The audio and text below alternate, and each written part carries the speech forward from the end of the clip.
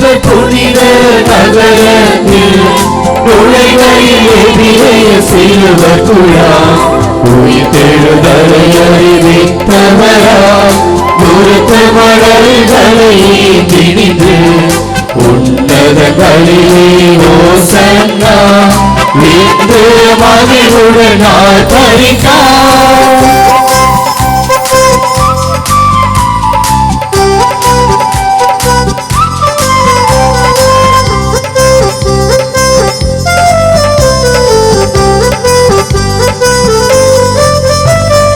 எருசலேம் நகருக்கு இயேசுவினார் வருவதை கேட்ட மக்களெல்லாம் அவரை எதிர்கொண்டழைத்தனரே உரத்த மணல்களை திணிந்த உன்னதங்களிலே ஓசன்னா இன்று மகிழ்வுடன் ஆர்ப்பரித்தார்.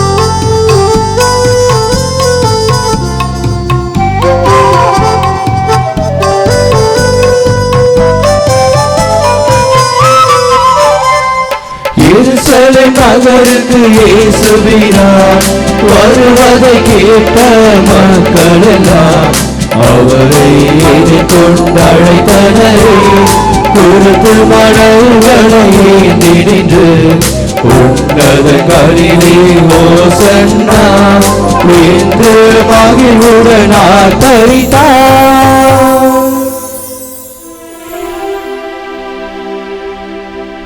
மன்றாடுவோமாக. என்றென்றுமுள்ள எல்லாமுள்ள இறைவா, தாழ்மையின் எடுத்துக்காட்டை மனித இனம் பின்பற்ற எங்கள் மீட்பரை மனித உடல் எடுக்கும் சிலுவையை ஏற்றுக்கொள்ளவும் செய்தீரே. அதனால் நாங்கள் அவரது பொறுமையை கற்றுக்கொண்டு அவரது உயிர்ப்பில் பங்கேற்க தகுதி பெறுமாறு எங்களுக்கு கனிவாய் அருள் புரிவீராக. உம்மோடு தூயாவியாரின் ஒன்றிப்பில் இறைவனாய் என்றென்றும் வாழ்ந்து ஆட்சி செய்கின்ற அவர் வழியாக உம்மை மன்றாடுகிறோம்.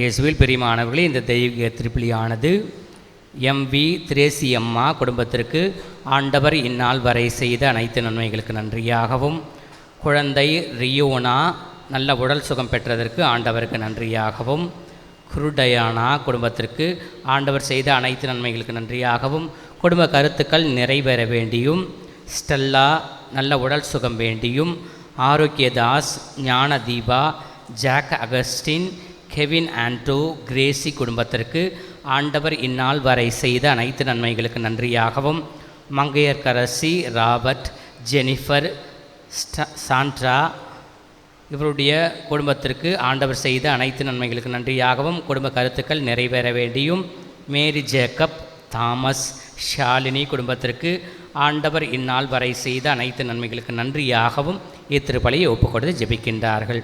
மேலும் மரித்த அருள் தேவதாஸ் இவருடைய 16ஆம் ஆண்டு நினைவு நாளை நினைவு கூர்ந்து இவருடைய ஆண்மையை பாற்றிக்காகவும், மைக்கேல் பத்ரோஸ், ஐனேசால் இவருடைய ஆண்மையை பாற்றிக்காகவும், PM எட்வர்ட் ரவிதுரை இவருடைய ஆண்மையை பாற்றிக்காகவும், மார்கரெட் பெரிய நாயகி ஜெயமேரி இவர்களுடைய ஆன்ம இலைப்பாற்றிக்காகவும், ரெஜினா எப்சிபா இவருடைய ஆன்ம இலைப்பாற்றிக்காகவும் இத்திருப்பலியை ஒப்புக்கொண்டு ஜெபிக்கின்றார்கள். முதல் வாசக முன்னுரை. இன்றைய முதல் வாசகம் ஆண்டவரின் ஊழியர் எத்தகைய மனநிலையை கொண்டிருந்தார் என்பதை நமக்கு தெளிவுபடுத்துகிறது. துன்பங்கள் சூழும் போதும், எதிரிகள் தன்னை அவமானப்படுத்தும் போதும் தளராமல் கடவுள் மீது முழு நம்பிக்கை வைத்து தன் முகத்தை கற்பாறை ஆக்கி கொண்ட ஒரு ஊழியரை எசையா இறைவாக்கினர் இங்கே படம் பிடித்து காட்டுகிறார். அடிக்கிறவர்களுக்கு என் முதுகையையும், தாடியை பிடுங்குகிறவர்களுக்கு என் தாடையையும் ஒப்பு கொடுத்தேன் என்று கூறும் இந்த ஊழியர் வரவிருக்கும் இயேசுவின் பாடுகளுக்கு நிழலாக திகழ்கிறார். தந்தையாம் இறைவனின் திருவுளத்திற்கு பணிந்து மீட்பு பணியில் உறுதியோடு இருந்த அந்த ஊழியரின் மனநிலையை நாமும் பெற்றிட இவ்வாசகத்தை கவனமுடன் கேட்போம். முதல் வாசகம். நிந்தனை செய்வோர்க்கு என் முகத்தை மறைக்கவில்லை, இழிநிலை நான் அடைவதில்லை என்று அறிவேன். இறைவாக்கினர் எசையா நூலிலிருந்து வாசகம். அதிகாரம் 50, இறைவார்த்தை 4 முதல் 7 முடிய. நலிந்தவனை நல்வாக்கால் ஊக்குவிக்கும் அறிவை நான் பெற்றிட ஆண்டவராகிய என் தலைவர் கற்றோரின் நாவை எனக்கு அளித்துள்ளார். காலைதோறும் அவர் என்னை தட்டி எழுப்புகின்றார்.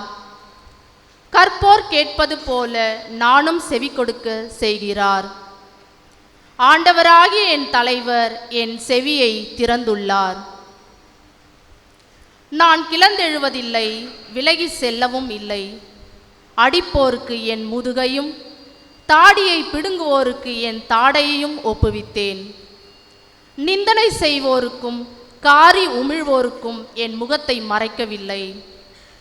ஆண்டவராகி என் தலைவர் துணை நிற்கிறார். நான் அவமானம் அடையேன். என் முகத்தை கற்பாறை ஆக்கிக் கொண்டேன். இழிநிலையை நான் அடைவதில்லை என்று அறிவேன். ஆண்டவரின் அருள்வாக்கு. இறைவனுக்கு நன்றி. இன்றைய திருப்பாடல் சிலுவையில் தொங்கிய இயேசுவின் இதய துடிப்பாக ஒலிக்கிறது. தான் நேசித்த மக்களால் கைவிடப்பட்டு ஏளனத்திற்கும் துன்பத்திற்கும் உள்ளான ஒரு நீதிமானின் குரலை இங்கே கேட்கிறோம். என் கைகளையும் கால்களையும் துளைத்தார்கள், என் ஆடுகளை தங்களுக்குள் பகிர்ந்து கொண்டார்கள் என்றும் வரும் வரிகள் இயேசு அனுபவித்த சொல்லனா துயரத்தை முன்னறிவிக்கின்றன. அதே வேளையில் இப்பாடல் வெறும் புலம்பல் மட்டுமல்ல, இன்பத்தின் நடுவிலும் கடவுள் மீது கொண்ட அசைக்க முடியாத நம்பிக்கையின் வெளிப்பாடு. நாமும் இயேசுவின் பாடுகளில் பங்கேற்று இந்த பல்லவியை பக்தியுடன் பாடுவோம்.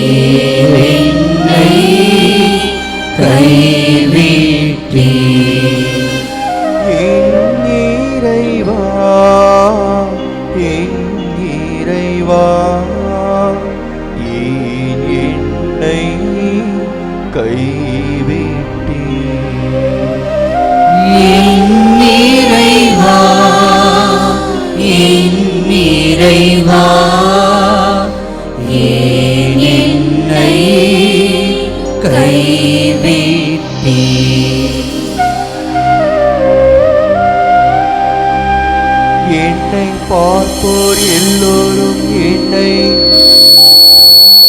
ஏளனம் செய்கின்றனர். உதட்டை பிதுக்கி தலை அசைத்து ஆண்டவர் மீது நம்பிக்கை வைத்தானே அவர் மீட்கட்டும். தாம் அன்பு கூர்ந்த இவனை அவர் விடுவிக்கட்டும் என்கின்றனர்.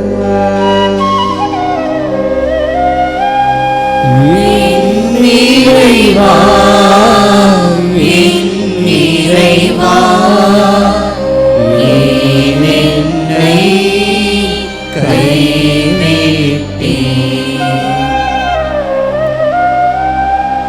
தீமை செய்வோரின் கூட்டம் என்னை வளைத்து கொண்டது. நாய்கள் என அவர்கள் என்னை சூழ்ந்து கொண்டார்கள். என் கைகளையும் கால்களையும் துளைத்தார்கள். என் எலும்புகளை எல்லாம் நான் எண்ணி விடலாம். என் இறைவா, என் இறைவா, ஏன் என்னை கைவிட்டீர்? என் ஆடைகளை தங்களிடையே பங்கிட்டு கொள்கின்றனர். என் உடையின் மேல் சீட்டு போடுகின்றனர். நீரோ ஆண்டவரே, என்னை விட்டு தொலைவில் போய் விடாதேயும். என் வலிமையே, எனக்கு துணை செய்ய விரைந்து வாரும். என் இறைவா, என் இறைவா, ஏன் என்னை கைவிட்டீர்? என் இறைவா, என் இறைவா, ஏன் என்னை கைவிட்டீர்?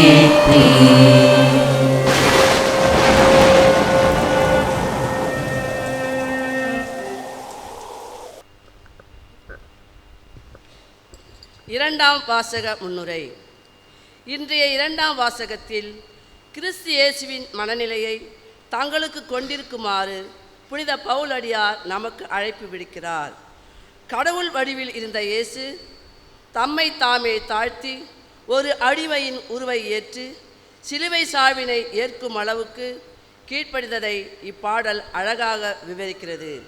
இயேசுவின் இந்த தாட்சியையும் கீழ்ப்படுதலையும் கண்ட தந்தை இறைவன் அவரை எல்லாவற்றிற்கும் மேலாக உயர்த்தி விண்ணிலும் மண்ணிலும் உள்ள அனைவரும் பணியும் உன்னத பெயரை அவருக்கு வழங்கினார். இயேசு கிறிஸ்து ஆண்டவர் என நாம் அறிக்கையிடவும் அவருடைய தாட்சியையும் நம் வாழ்வின் முன்மாதிரியாக கொள்ளவும் இவ்வாசகத்தை பக்தி உணர்வோடு செவிமடுப்போம். கிறிஸ்து தம்மையே தாழ்த்தி கொண்டார். எனவே கடவுளும் கிறிஸ்துவை உயர்த்தினார். திருத்தூதர் பவுல் பிலிப்பியருக்கு எழுதிய திருமுகத்திலிருந்து வாசகம். அதிகாரம் 2, 6 முதல் 11 வரை உள்ள இறைவசனங்கள். கடவுள் வடிவில் விளங்கிய கிறிஸ்து கடவுளுக்கு இணையாயிருக்கும் நிலையை வலிந்து பற்றி கொண்டிருக்க வேண்டியதொன்றாக கருதவில்லை. ஆனால் தம்மையே வெறுமையாக்கி அடிமையின் வடிவை ஏற்று மனிதருக்கு ஒப்பானார். மனித உருவில் தோன்றி சாவை ஏற்கும் அளவுக்கு, அதுவும் சிலுவை சாவையே ஏற்கும் அளவுக்கு கீழ்ப்படிந்து தம்மையே தாழ்த்தி கொண்டார். எனவே கடவுளும் அவரை மிகவே உயர்த்தி எப்பேருக்கும் மேலான பெயரை அவருக்கு அருளினார். ஆகவே இயேசுவின் பெயருக்கு விண்ணவர் மன்னவர் கீழுலகோர் அனைவரும் மண்டியிடுவர். தந்தையாம் கடவுளின் மாட்சிக்காக இயேசு கிறிஸ்து ஆண்டவர் என எல்லா நாவுமே அறிக்கையிடும். ஆண்டவரின் அருள்வாக்கு. இறைவனுக்கு நன்றி. நற்செய்திக்கு முன் வாழ்த்தொலி.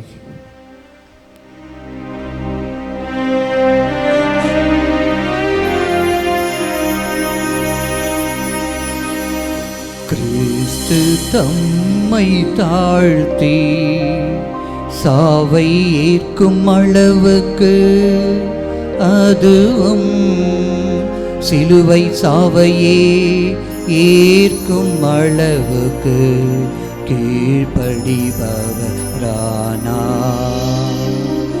ஆதலால் தான் கடவுள் அவரை எல்லோருக்கும் மேலாக உயர்த்தி எப்பெயருக்கும் மேலான பெயரை அவருக்கு அருளினார்.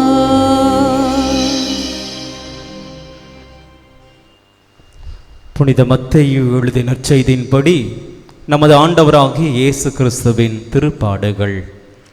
பின்னர் 12 ஒருவனாகிய யூதாஸ் இஸ்காரியோத் தலைமை குருவிடம் வந்து, இயேசுவை உங்களுக்கு நான் காட்டிக் கொடுத்தால் எனக்கு என்ன தருவீர்கள் என்று கேட்டான்.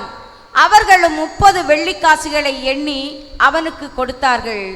அது முதல் அவரை காட்டிக் கொடுப்பதற்கு வாய்ப்பு தேடிக் கொண்டிருந்தான்.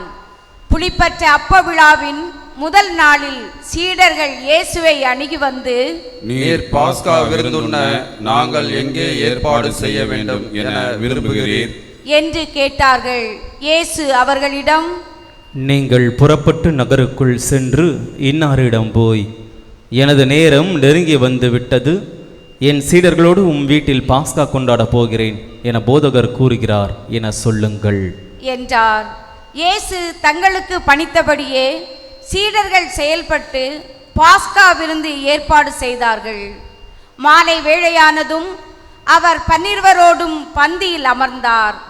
அவர்கள் உண்டு கொண்டிருந்த போது அவர், உங்களுள் ஒருவன் என்னை காட்டிக் கொடுப்பான் என உறுதியாக உங்களுக்கு சொல்லுகிறேன் என்றார். அப்பொழுது அவர்கள் மிகவும் வருத்தமுற்றவர்களாய், ஆண்டவரே, அது நானோ என ஒவ்வொருவரும் அவரிடம் கேட்கத் தொடங்கினார்கள். அதற்கு அவர், என்னுடன் பாத்திரத்தில் தொட்டு உண்பவனே என்னை காட்டிக் கொடுப்பான். மானிட மகன் தம்மை பற்றி மறைநூல் எழுதுபடியே போகிறார். ஆனால் ஐயோ, அவரை காட்டிக் கொடுக்கிறவனுக்கு கேடு. அம்மனிதன் பிறவாதிருந்தால் அவனுக்கு நலமாயிருக்கும் என்றார். அவரை காட்டிக் கொடுத்த யூதாசும், ரபி, நானோ என அவரிடம் கேட்க, இயேசு, நீயே சொல்லிவிட்டாய் என்றார். அவர்கள் உணவருந்தி கொண்டிருந்த பொழுது இயேசு அப்பத்தை கையில் எடுத்து கடவுளை போற்றி அதை பிட்டு சீடருக்கு கொடுத்து, இதை பெற்று உண்ணுங்கள், இது எனது உடல் என்றார். பின்பு கிண்ணத்தை எடுத்து கடவுளுக்கு நன்றி செலுத்தி அவர்களுக்கு கொடுத்து, இதில் உள்ளதை அனைவரும் பருகுங்கள், ஏனெனில் இது எனது உடன்படிக்கையின் இரத்தம், பலருடைய பாவ மன்னிப்புக்காக சிந்தப்படும் இரத்தம். இனிமேல் என் தந்தையின் ஆட்சி வரும் அந்நாளில்தான் நான் உங்களோடு திராட்சைப்பழ ரசத்தை குடிப்பேன். அதுவரை குடிக்க மாட்டேன் என நான் உங்களுக்கு சொல்கிறேன் என்றார். அவர்கள் புகழ்பாடல் பாடிவிட்டு ஒலிவமலைக்கு சென்றார்கள். அதன் பின்பு இயேசு அவர்களிடம், இன்றிரவு நீங்கள் அனைவரும் என்னை விட்டு ஓடி போவீர்கள். ஏனெனில் 1000 வெட்டுவேன், அப்பொழுது மந்தையுள்ள ஆடுகள் சிதறடிக்கப்படும் என மறைநூலில் எழுதியுள்ளது. நான் உயிருடன் எழுப்பப்பட்ட பின்பு உங்களுக்கு முன்பே கலிலேயாவுக்கு போவேன் என்றார். அதற்கு பேதுரு அவரிடம், எல்லாரும் உம்மை விட்டு ஓடி போய்விட்டாலும் நான் ஒருபோதும் ஓடி போக மாட்டேன் என்றார். இயேசு அவரிடம், இன்றிரவில் சேவல் கூவும் முன் 3 முறை நீ என்னை மறுதலிப்பாய் என உறுதியாக உனக்கு சொல்கிறேன் என்றார். பேதுரு அவரிடம், நான் உம்மோடு சேர்ந்து இறக்க வேண்டியிருந்தாலும் உம்மை ஒருபோதும் மறுதலிக்க மாட்டேன் என்றார். அவ்வாறே சீடர்கள் அனைவரும் சொன்னார்கள். பின்னர் இயேசு சீடர்களுடன் கெத்சமனி என்னும் இடத்திற்கு வந்தார். அவர், நான் அங்கே போய் இறைவனிடம் வேண்டும் வரை இங்கே அமர்ந்திருங்கள் என்று அவர்களிடம் கூறி பேதுருவையும் செபதேவின் மக்கள் இருவரையும் தம்முடன் கூட்டி சென்றார். அப்போது அவர் துயரமும் மனக்கலக்கமும் அடையத் தொடங்கினார். அவர், எனது உள்ளம் சாவு வரும் அளவுக்கு ஆழ்துயரம் கொண்டுள்ளது, நீங்கள் என்னோடு தங்கி விழித்திருங்கள் என்று அவர்களிடம் கூறினார். பிறகு சற்று அப்பால் சென்று முகம் குப்புற விழுந்து, என் தந்தையே, முடிந்தால் இத்துன்பக் கிண்ணம் என்னை விட்டு அகழட்டும், ஆனாலும் என் விருப்பப்படி அல்ல, உன் விருப்பப்படியே நிகழட்டும் என்று கூறி இறைவனிடம் வேண்டினார். அதன் பின்பு அவர் சீடர்களிடம் வந்து அவர்கள் உறங்கிக் கொண்டிருப்பதை கண்டு பேதுருவிடம், 1 மணி நேரம் கூட என்னோடு விழித்திருக்க உங்களுக்கு வலுவில்லையா? உங்கள் மனம் ஆர்வமுடையதுதான், ஆனால் உடல் வலுவற்றது. எனவே சோதனைக்கு உட்படாதிருக்க விழித்திருந்து இறைவனிடம் வேண்டுங்கள் என்றார்.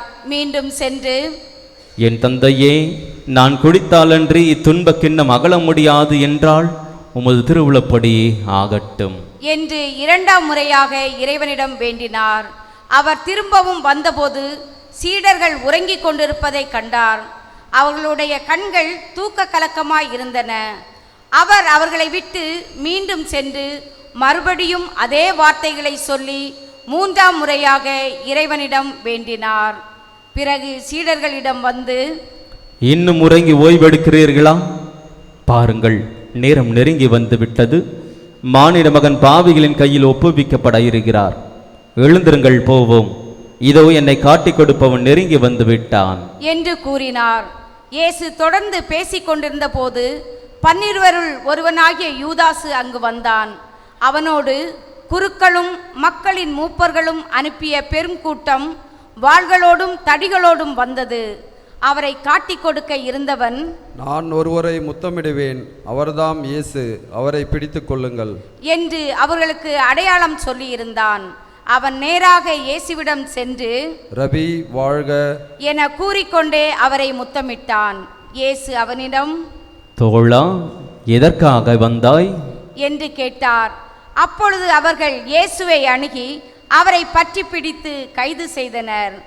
உடனே இயேசுவோடு இருந்தவருள் ஒருவர் தமது கையை நீட்டி வாளை உருவி தலைமை குருவின் பணியாளரை தாக்கி அவருடைய காதை துண்டித்தார். அப்பொழுது இயேசு அவரிடம், உனது வாளை அதன் உரையில் திரும்ப போடு, ஏனில் வாளை எடுப்போர் அனைவரும் வாளால் அழிந்து போவர். நான் என் தந்தையின் துணையை வேண்ட முடியாதென்றா நினைத்தாய்? நான் வேண்டினால் அவர் 12 பெரும்படை பிரிவுகளுக்கு மேற்பட்ட வானதூதரை எனக்கு அனுப்பி வைப்பாரே. அப்படியானால் இவ்வாறு நிகழ வேண்டும் என்ற மறைநூல் வாக்குகள் எவ்வாறு நிறைவேறும் என்றார்.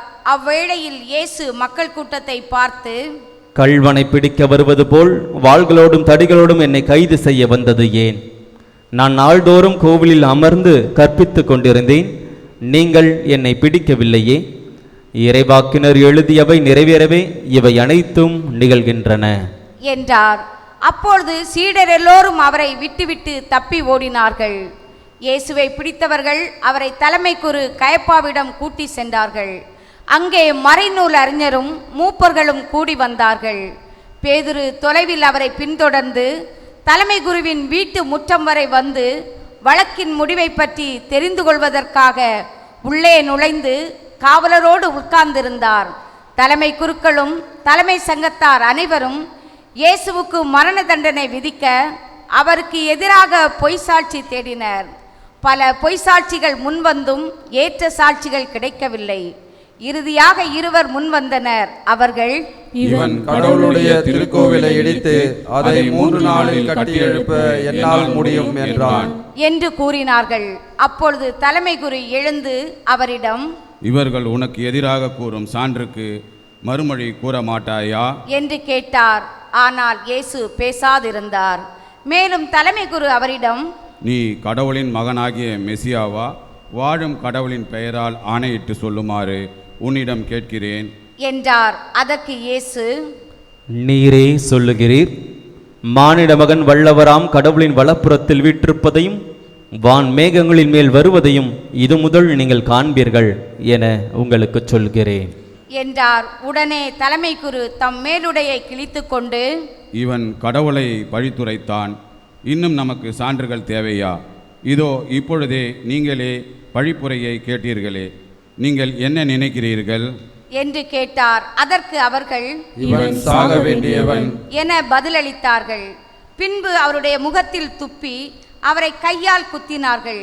மேலும் சிலர் அவரை கன்னத்தில் அறைந்து, இறைவாக்கினர் மெசியாவே, உன்னை அடித்தது யார் என்று சொல் என்றனர். பேதுரு வெளியே முற்றத்தில் உட்கார்ந்திருந்தார். பணிப்பெண் ஒருவர் அவரிடம் வந்து, நீயும் கலிலேயனாகிய இயேசுவோடு இருந்தவன் தானே? அவரோ, நீர் சொல்லுவது என்னவென்று எனக்கு தெரியவில்லை என்று அவர்கள் அனைவர் முன்னிலையிலும் மறுதலித்தார்.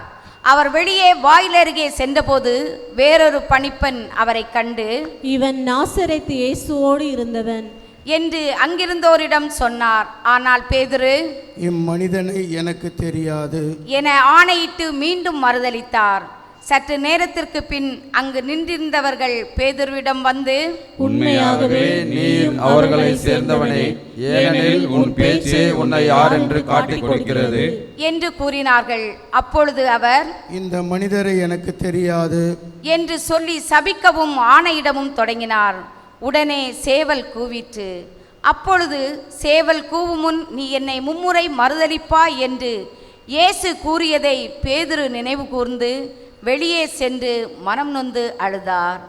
பொழுது விடிந்ததும் தலைமை குருக்கள், மக்களின் மூப்பர்கள் யாவரும் இயேசுவை கொல்ல அவருக்கு எதிராக ஆலோசனை செய்தனர். அவரை கட்டி இழுத்து சென்று ஆளுநன் பிலாத்துவிடம் ஒப்புவித்தனர். அதன்பின் இயேசு தண்டனை தீர்ப்பு அடைந்ததை கண்டபோது அவரை காட்டிக் கொடுத்த யூதாசு மனம் வருந்தி தலைமை குருக்களிடமும் மூப்பர்களிடமும் 30 வெள்ளிக்காசுகளை திருப்பி கொண்டு வந்து, பழி பாவமில்லாதவரை காட்டிக் கொடுத்து பாவம் செய்தேன் என்றான். அதற்கு அவர்கள், அதை பற்றி எங்களுக்கு என்ன, நீயே பார்த்துக்கொள் என்றார்கள். அதன் பின்பு அவன் அந்த வெள்ளிக்காசுகளை கோவிலில் எறிந்துவிட்டு புறப்பட்டு போய் தூக்கு போட்டு கொண்டான்.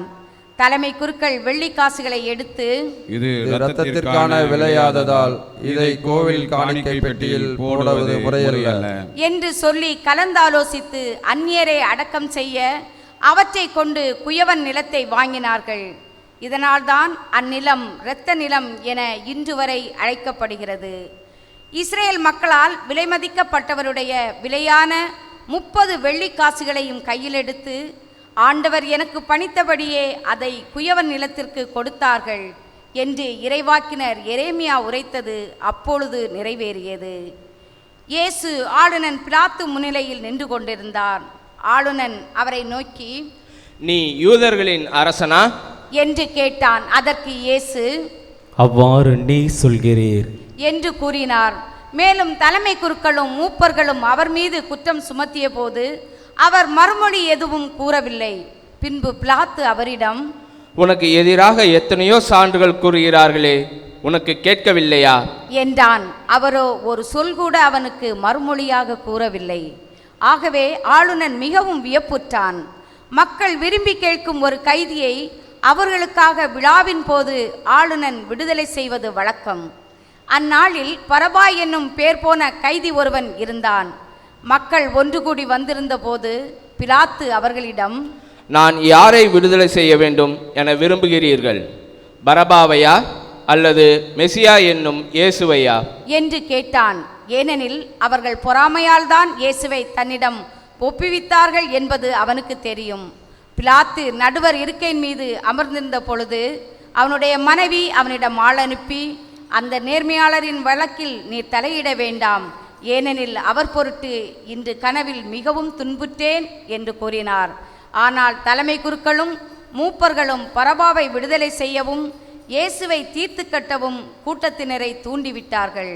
ஆளுநன் அவர்களை பார்த்து, இருவரில் யாரை விடுதலை செய்ய வேண்டும், உங்கள் விருப்பம் என்ன என கேட்டான். அதற்கு அவர்கள் பரபாவை என்றார்கள். பிலாத்து அவர்களிடம், அப்படியானால் மெசியா என்னும் இயேசுவை நான் என்ன செய்ய வேண்டும் என்று கேட்டான். அனைவரும் சிலுவையில் அறையும் என்று பதிலளித்தனர். அதற்கு அவன், இவன் செய்த குற்றம் என்ன என்று கேட்டான். அவர்களோ சிலுவையில் அறையும் என்று இன்னும் உரக்க கத்தினார்கள்.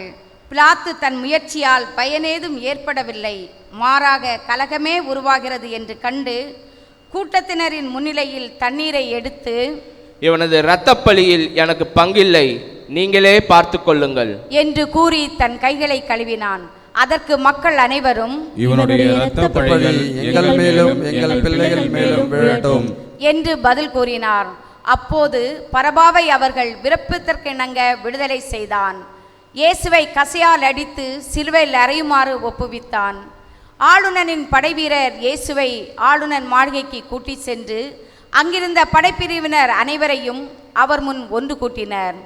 அவருடைய ஆடைகளை உரித்து கரும் சிவப்பு நிறமுள்ள தளரங்கியை அவருக்கு அணிவித்தனர். அவர்கள் ஒரு முள்முடி பின்னி அவரது தலையின் மேல் வைத்து அவருடைய வலக்கையில் ஒரு கோலை கொடுத்து அவர் முன் முழந்தாள் படியிட்டு, யூதரின் அரசரே வாழ்க என்று சொல்லி ஏளனம் செய்தனர்.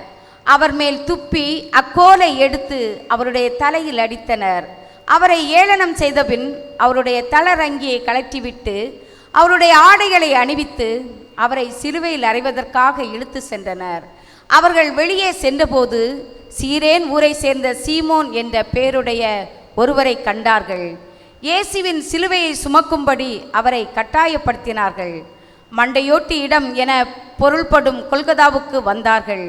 இயேசுவுக்கு கசப்பு கலந்த திராட்சை ரசத்தை குடிக்க கொடுத்தார்கள். அதை அவர் சுவை பார்த்த பின் குடிக்க விரும்பவில்லை. அவர்கள் அவரை சிலுவையில் அறைந்த பின்பு குலுக்கல் முறையில் அவருடைய ஆடைகளை பங்கிட்டு கொண்டார்கள். பின்பு அங்கே உட்கார்ந்து காவல் காத்தார்கள். அவரது தலைக்கு மேல் அவரது மரண தண்டனைக்கான காரணத்தை எழுதி வைத்தார்கள். அதில் இவன் யூதரின் அரசனாகிய இயேசு என்று எழுதப்பட்டிருந்தது.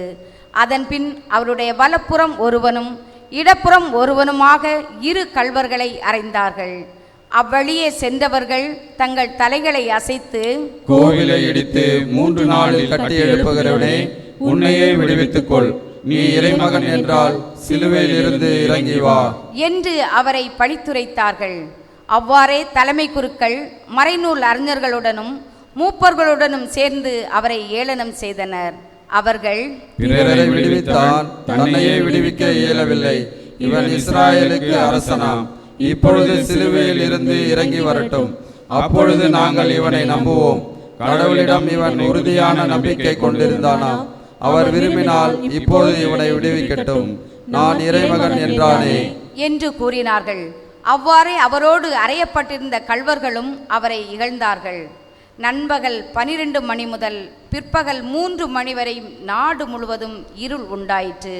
3 மணியளவில், ஏலி ஏலி லெமா சபக்தானி, அதாவது என் இறைவா ஏன் என்னை கைவிட்டீர் என்று உரத்த குரலில் கத்தினார். அங்கே நின்று கொண்டிருந்தவர்களுள் சிலர் அதை கேட்டு, இவன் எலியாவை கூப்பிடுகிறான் என்றனர். உடனே அவர்களுள் ஒருவர் ஓடி சென்று கடற்பஞ்சை எடுத்து புளித்த திராட்சை ரசத்தில் தோய்த்து அதை கோலில் மாட்டி அவருக்கு குடிக்க கொடுத்தார்கள். மற்றவர்களோ, எலியா வந்து இவனை விடுவிப்பாரா என்று பார்ப்போம் என்றார்கள். இயேசு மீண்டும் உரத்த குரலில் கத்தி உயிர் விட்டார்.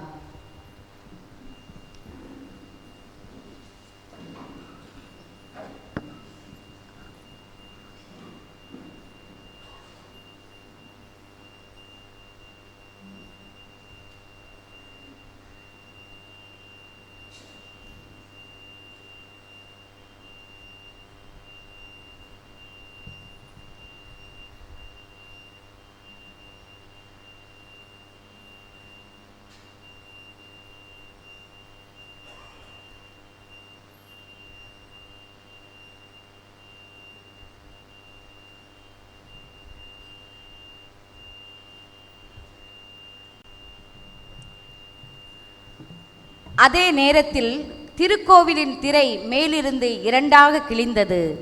நிலம் நடுங்கியது, பாறைகள் பிளந்தன, கல்லறைகள் திறந்தன. இறந்த இறைமகன் பலரின் உடல்கள் உயிருடன் எழுப்பப்பட்டன. இயேசுவின் உயிர்த்தெழுதலுக்கு பின்பு இவர்கள் கல்லறையிலிருந்து வெளியே வந்து எருசலேம் திருநகரத்திற்கு சென்று பலருக்கு தோன்றினார்கள். 100 தலைவரும் அவரோடு இயேசுவை காவல் காத்தவர்களும் நிலநடுக்கத்தையும் நடந்த யாவற்றையும் கண்டு மிகவும் அஞ்சி, இவர் உண்மையாகவே இறைமகன் என்றார்கள். கலிலேயாவிலிருந்து இயேசுவை பின்பற்றி அவருக்கு பணிவிடை செய்து வந்த பல பெண்கள் அங்கிருந்தார்கள். அவர்கள் தொலைவில் நின்று உற்று நோக்கி கொண்டிருந்தார்கள். அவர்களிடையே மகதலா மரியாவும், யாக்கோபு, யோசேப்பு ஆகியோரின் தாய் மரியாவும், செபதேவின் மக்களுடைய தாயும் இருந்தார்கள். மாலை வேளையானதும் அரிமத்தியா ஊரை சேர்ந்த யோசேப்பு என்னும் பெயர் கொண்ட செல்வர் ஒருவர் அங்கே வந்தார். அவரும் இயேசுவுக்கு சீடராய் இருந்தார். அவர் பிலாத்துவிடம் போய் இயேசுவின் உடலை கேட்டார். பிலாத்து அதை கொடுத்துவிட கட்டளையிட்டான். யோசேப்பு அவ்வுடலை பெற்று தூய்மையான மெல்லிய துணியால் சுற்றி தமக்கென்ன பாறையில் வைக்கப்பட்டிருந்த புதிய கல்லறையில் கொண்டு போய் வைத்தார். அதன் வாயிலில் ஒரு பெருங்கல்லை உருட்டி வைத்துவிட்டு போனார். அப்பொழுது மகதலா மரியாவும் வேறொரு மரியாவும் அங்கே கல்லறைக்கு எதிரே உட்கார்ந்திருந்தனர். மறுநாள் ஆயத்த நாளுக்கு அடுத்த நாள் தலைமை குருக்களும் பரிசேயர்களும் பிலாத்துவிடம் கூடி வந்தார்கள். அப்பொழுது தலைமை குரு, ஐயா, அந்த எத்தன் உயிருடன் இருந்தபொழுது 3 நாட்களுக்கு பின்பு நான் உயிருடன் எழுப்பப்படுவேன் என்று சொன்னது எங்களுக்கு நினைவிருக்கிறது. ஆகையால் 3 நாள் வரை கல்லறை கருத்தாய் காவல் செய்ய கட்டளையிடும். இல்லையெனில் அவருடைய சீடர்கள் ஒருவேளை வந்து அவன் உடலை திருடி சென்றுவிட்டு இறந்த அவர் உயிருடன் எழுப்பப்பட்டார் என்று மக்களிடையே சொல்ல நேரிடும். அப்பொழுது முந்தின ஏமாற்று வேலையை விட பிந்தினது மிகுந்த கேடு விளைவிக்கும் என்றார். அதற்கு பிலாத்து அவர்களிடம், உங்களிடம் காவல் வீரர்கள் இருக்கிறார்கள், நீங்களே போய் உங்களுக்கு தெரிந்தபடி கருத்தாய் காவல் செய்யுங்கள் என்றார். அவர்கள் போய் கல்லறையை மூடியிருந்த கல்லுக்கு முத்திரையிட்டு காவல் வீரரை கொண்டு கருத்தாய் காவல் செய்ய ஏற்பாடு செய்தார்கள். அமருவோம். ஆரோக்கியராஜ் கரோலினா அவர்கள் விபத்திலிருந்து ஆண்டவர் காத்ததற்கு இத்திருப்பலியை நன்றியின் பலியாகவும் தொடர்ந்து கடவுள் அவர்களை தாயாம் திரு அவையோடு இணைந்து புனித வாரத்திலே நாம் அனைவரும் அடியெடுத்து வைக்கிறோம். 52 வாரங்கள் இருந்தாலும் ஏன் இந்த வாரம் புனித வாரம் என்று அழைக்கப்படுகிறது? ஏனென்றால் நம் ஆண்டவர் இயேசு கிறிஸ்து இந்த மனுக்குலத்தை மீட்பதற்காக, இந்த மனுக்குலத்தின் பாவங்களை போக்குவதற்காக அவரே தந்தையின் விருப்பத்தை மனமுவந்து ஏற்றுக்கொண்டு பாடுகளை ஏற்று இறந்து 3ஆம் நாள் உயிர்த்தெழுகிறார். எனவேதான் இந்த வாரம் புனித வாரமாக அழைக்கப்படுகிறது. பிரைஸ்லான், பிரைஸ்லான். இயேசு கிறிஸ்து உங்களுக்காக எனக்காக சிலுவையை ஏற்றுக்கொண்டார், சிலுவை சாவை ஏற்றுக்கொண்டார். தன்னுடைய விலை மதிக்க முடியாத இரத்தத்தினால் உங்களையும் என்னையும் இந்த உலகத்தையும் மீட்டெடுத்திருக்கிறார். எனவேதான் இந்த வாரம் புனித வாரமாக அனுசரிக்கப்படுகிறது. 1 பேதுரு அதிகாரம் 1 இறைவசனங்கள் 18-19 வாசிக்கின்றால் தெரியும். இதோ இந்த உலகையும் இந்த உலகில் உள்ள மனிதர்களையும் மீட்பதற்காக வெள்ளியோ பொன்னோ கொடுத்து கடவுள் நம்மை மீட்டெடுக்கவில்லை. மாறாக மாசு மறுவற்ற செம்மறியாகிய இயேசு கிறிஸ்துவின் இரத்தத்தால் இந்த உலகமும் நாமும் மீட்கப்பட்டிருக்கிறோம் என்று அழகாக இறைவார்த்தை சொல்கிறது. பிரைஸ்லான், பிரைஸ்லான். எனவேதான் இந்த வாரம் புனித வாரமாக அனுசரிக்கப்படுகிறது பிரியமானவர்களே. ஆனால் எப்படி இது ஒரு புனித வாரமாக அனுசரிக்கப்படுகிறது, ஏன் இது புனித வாரமாகவும் அழைக்கப்படுகிறது? இன்றைய நீண்ட ஒரு நெடிய வாசகத்தை வாசிக்க கேட்டோம். இதிலே பலர் பலவிதமான செயல்பாடுகளை செய்கிறார்கள். இதோ இயேசுவோடு இருந்த சீடர்களிலே ஒருவன் முத்தமிட்டு அந்த இயேசுவை காட்டிக் கொடுக்கிறான். இதோ திருச்சபையின் தலைமை பொறுப்பை ஏற்ற இயேசுவுடைய அன்பார்ந்த சீடர் பேதுருவும் இயேசுவை மறுதளிக்கிறார். அவர் யார் என்று எனக்கு தெரியாது என்று சொல்கிறார். ஒரு முறை, 2 முறை இல்ல, 3 முறை. ஏன்? தன்னோடு எப்பொழுதும் இந்த சீடர்கள் இருப்பார்கள், தன்னுடைய துன்பத்திலே தனக்கு உடன் இருப்பார்கள் என்று இயேசு எண்ணிக்கொண்டிருந்த வேளையிலே அனைத்து சீடர்களும் அலறி அடித்துக் கொண்டு தங்களுடைய உயிரை காப்பாற்றிக் கொள்ள ஓடிச் செல்கிறார்கள். பலரும் துரோகம் விளைவிக்கிறார்கள். பல புதுமைகளை இயேசு பலருக்கு செய்திருந்தாலும் அந்த புதுமைகளை அனுபவித்த பலரும் இதோ அந்த கூட்டத்திலே மௌனமாக இருக்கிறார்கள். இயேசுவுக்கு சிலுவை மரணம் கொடுக்கப்பட்ட பொழுது ஏன் அவ்வளவு? பிலாத்துவுக்கே தெரியும் இது தவறு என்று. அவருடைய மனைவியும் எச்சரிக்கின்றார். இதையெல்லாம் கேட்டுவிட்டும் பிலாத்து கை கழுவுகின்றான். எனக்கு அவனுடைய இரத்தத்திலே, அந்த இரத்த பலியிலே எனக்கு பங்கில்லை என்று. உண்மை என்று தெரிந்திருந்தும் இதோ அநீதிக்கு துணை போகிறார் என்று பல கோணங்களிலே பல நபர்கள் நம்முடைய நினைவுக்கு வந்து கொண்டே இருக்கிறார்கள். பிரியமானவர்களே, இப்படிப்பட்ட சூழ்நிலையிலே இது எப்படி புனித வாரமாக பாவிக்கப்படுகிறது? துரோகங்களே நிறைந்த இந்த உலகத்திலே, துரோகங்கள் செய்யக்கூடிய மனிதர்கள் மத்தியிலே எப்படி இந்த வாரம் புனித வாரமாக மீண்டும் பார்க்கப்படுகிறது? அதற்கு காரணம் கடவுளுடைய அன்புதான். பிரியமானவர்களே, பிரைஸ் தி லார்ட்.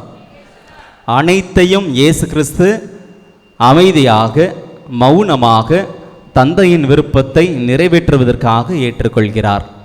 யோவான் நற்செய்தியிலே அழகாக சொல்வார் இயேசு, என் தந்தையின் விருப்பத்தை நிறைவேற்றுவதே என்னுடைய அன்றாட உணவு என்று. அதற்காகவே நான் இவ்வளவு நாள் காத்திருந்தேன் என்று. எனவேதான் மறைநூலில் எழுதியுள்ளதுபடி அனைத்தும் நிறைவேற இயேசு தன்னையே சாந்தமான செம்மறியாக ஒப்பு கொடுக்கிறார். Price the Lord. ஏனென்றால் கடவுளுடைய அன்பை வெளிப்படுத்த, கடவுளுடைய இரக்கத்தை வெளிப்படுத்த, கடவுள் தரக்கூடிய மன்னிப்பை அனைவரும் பெற்று மகிழ இயேசு கிறிஸ்து தன்னையே மனமுவந்து ஒப்பு கொடுக்கிறார். அதைத்தான் இன்றைய 2ஆம் வாசகத்திலே வாசிக்கேட்டும்.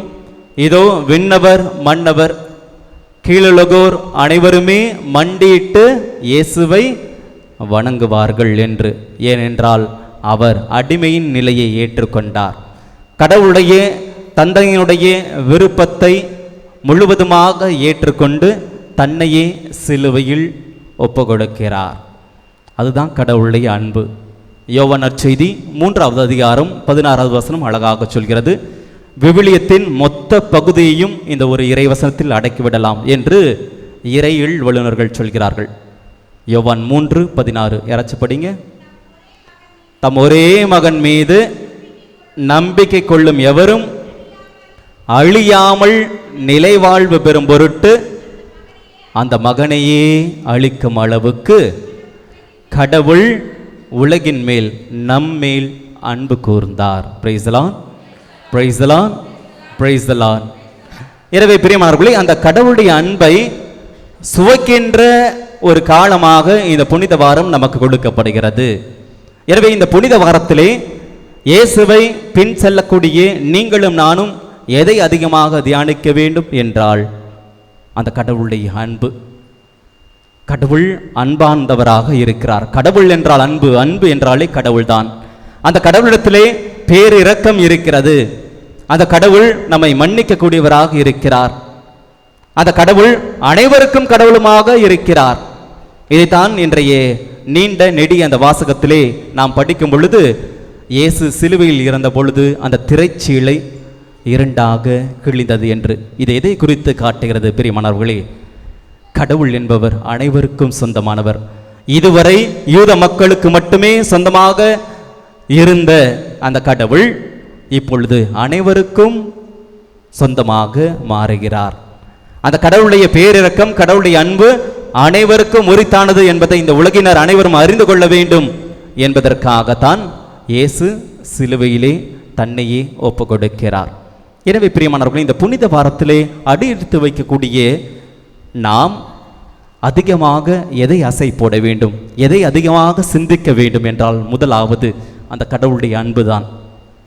அந்த கடவுளுடைய அன்பினால் தான் நீங்களும் நானும் இன்று வரை உயிர் வாழ்ந்து கொண்டிருக்கிறோம்.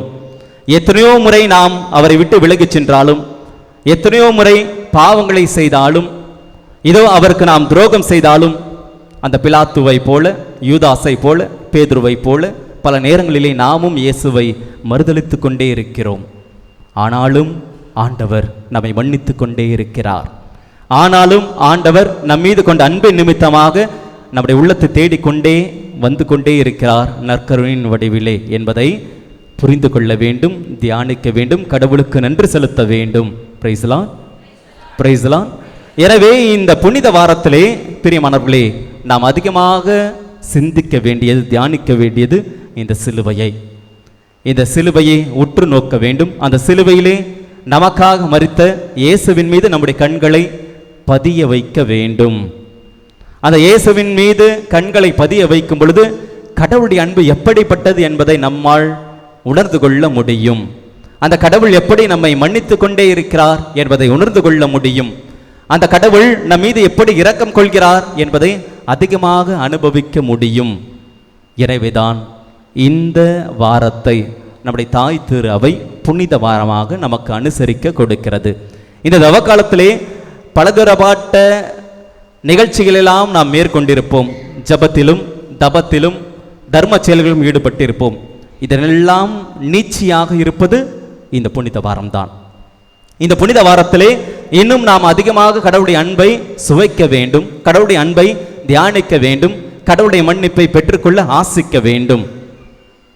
அதற்காகத்தான் கடவுள் மீண்டுமாய் இந்த குருத்து ஞாயிறு என்கின்ற புனித வாரத்திலே நம்மை அழைத்து கொண்டிருக்கிறார். பிரியமானவர்களே, நாம் வழிபடக்கூடிய கடவுள் எப்படிப்பட்டவர் என்றால், இன்றைய சடங்கின் தொடக்கத்திலே நாம் வாசிக்கேட்ட அந்த மத்தேயு நற்செய்தியிலும் பார்த்தீர்கள் என்றால், சாந்தமான செம்மறியாக இதோ அந்த கழுதை மேல் ஏறி வரக்கூடிய ஒரு அமைதியின் அரசராக பாவிக்கப்படுகிறார்.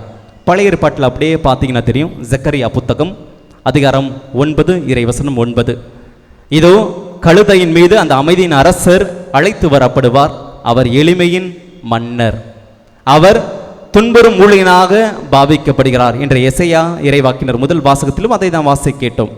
எனவே ஓசனா கீதம் என்று மக்கள் பாடிய பொழுதெல்லாம் அதை கண்டு அவர் துளியும் எண்ணாமல், மகிழ்ச்சி கொள்ளாமல், தன்னுடைய இலக்கு ஒன்றே முக்கியம் என்பதை அறிந்து இயேசு பயணம் மேற்கொள்கிறார். ஓசானா ஓசானா என்ற குருத்தோலை ஏந்தி நாம் சொல்லியிருப்போம். ஓசானா என்பதன் பொருள் என்ன? என்னை மீட்டருளும், ஆண்டவரே எங்களை மீட்டருளும், சேவ் மீ லார்ட் அப்படின்னு சொல்லலாம். எங்களை மீட்டருளும் என்று அன்று இஸ்ரேல் மக்கள், யூத மக்கள் அந்த பவனையிலே குருத்தோலை ஏந்தி அந்த ஆண்டவர் இயேசுவை வாழ்த்தினார்கள். இன்று நீங்களும் நானும் அதே வார்த்தையை சொல்லி வாழ்த்தி இருக்கிறோம். நம்மை பாவத்திலிருந்து இறைவன் மீட்டெடுத்திருக்கிறார். பிரைஸ்லான், பிரைஸ்லான். எனவே பாவத்திலிருந்து இறைவன் நம்மை மீட்டெடுத்திருக்கிறார் என்ற உணர்வோடு இந்த புனித வாரத்திலே நாம் அனைவரும் நுழைவோம். அந்த கடவுளுடைய அன்பை அதிகமாக தியானிப்போம்.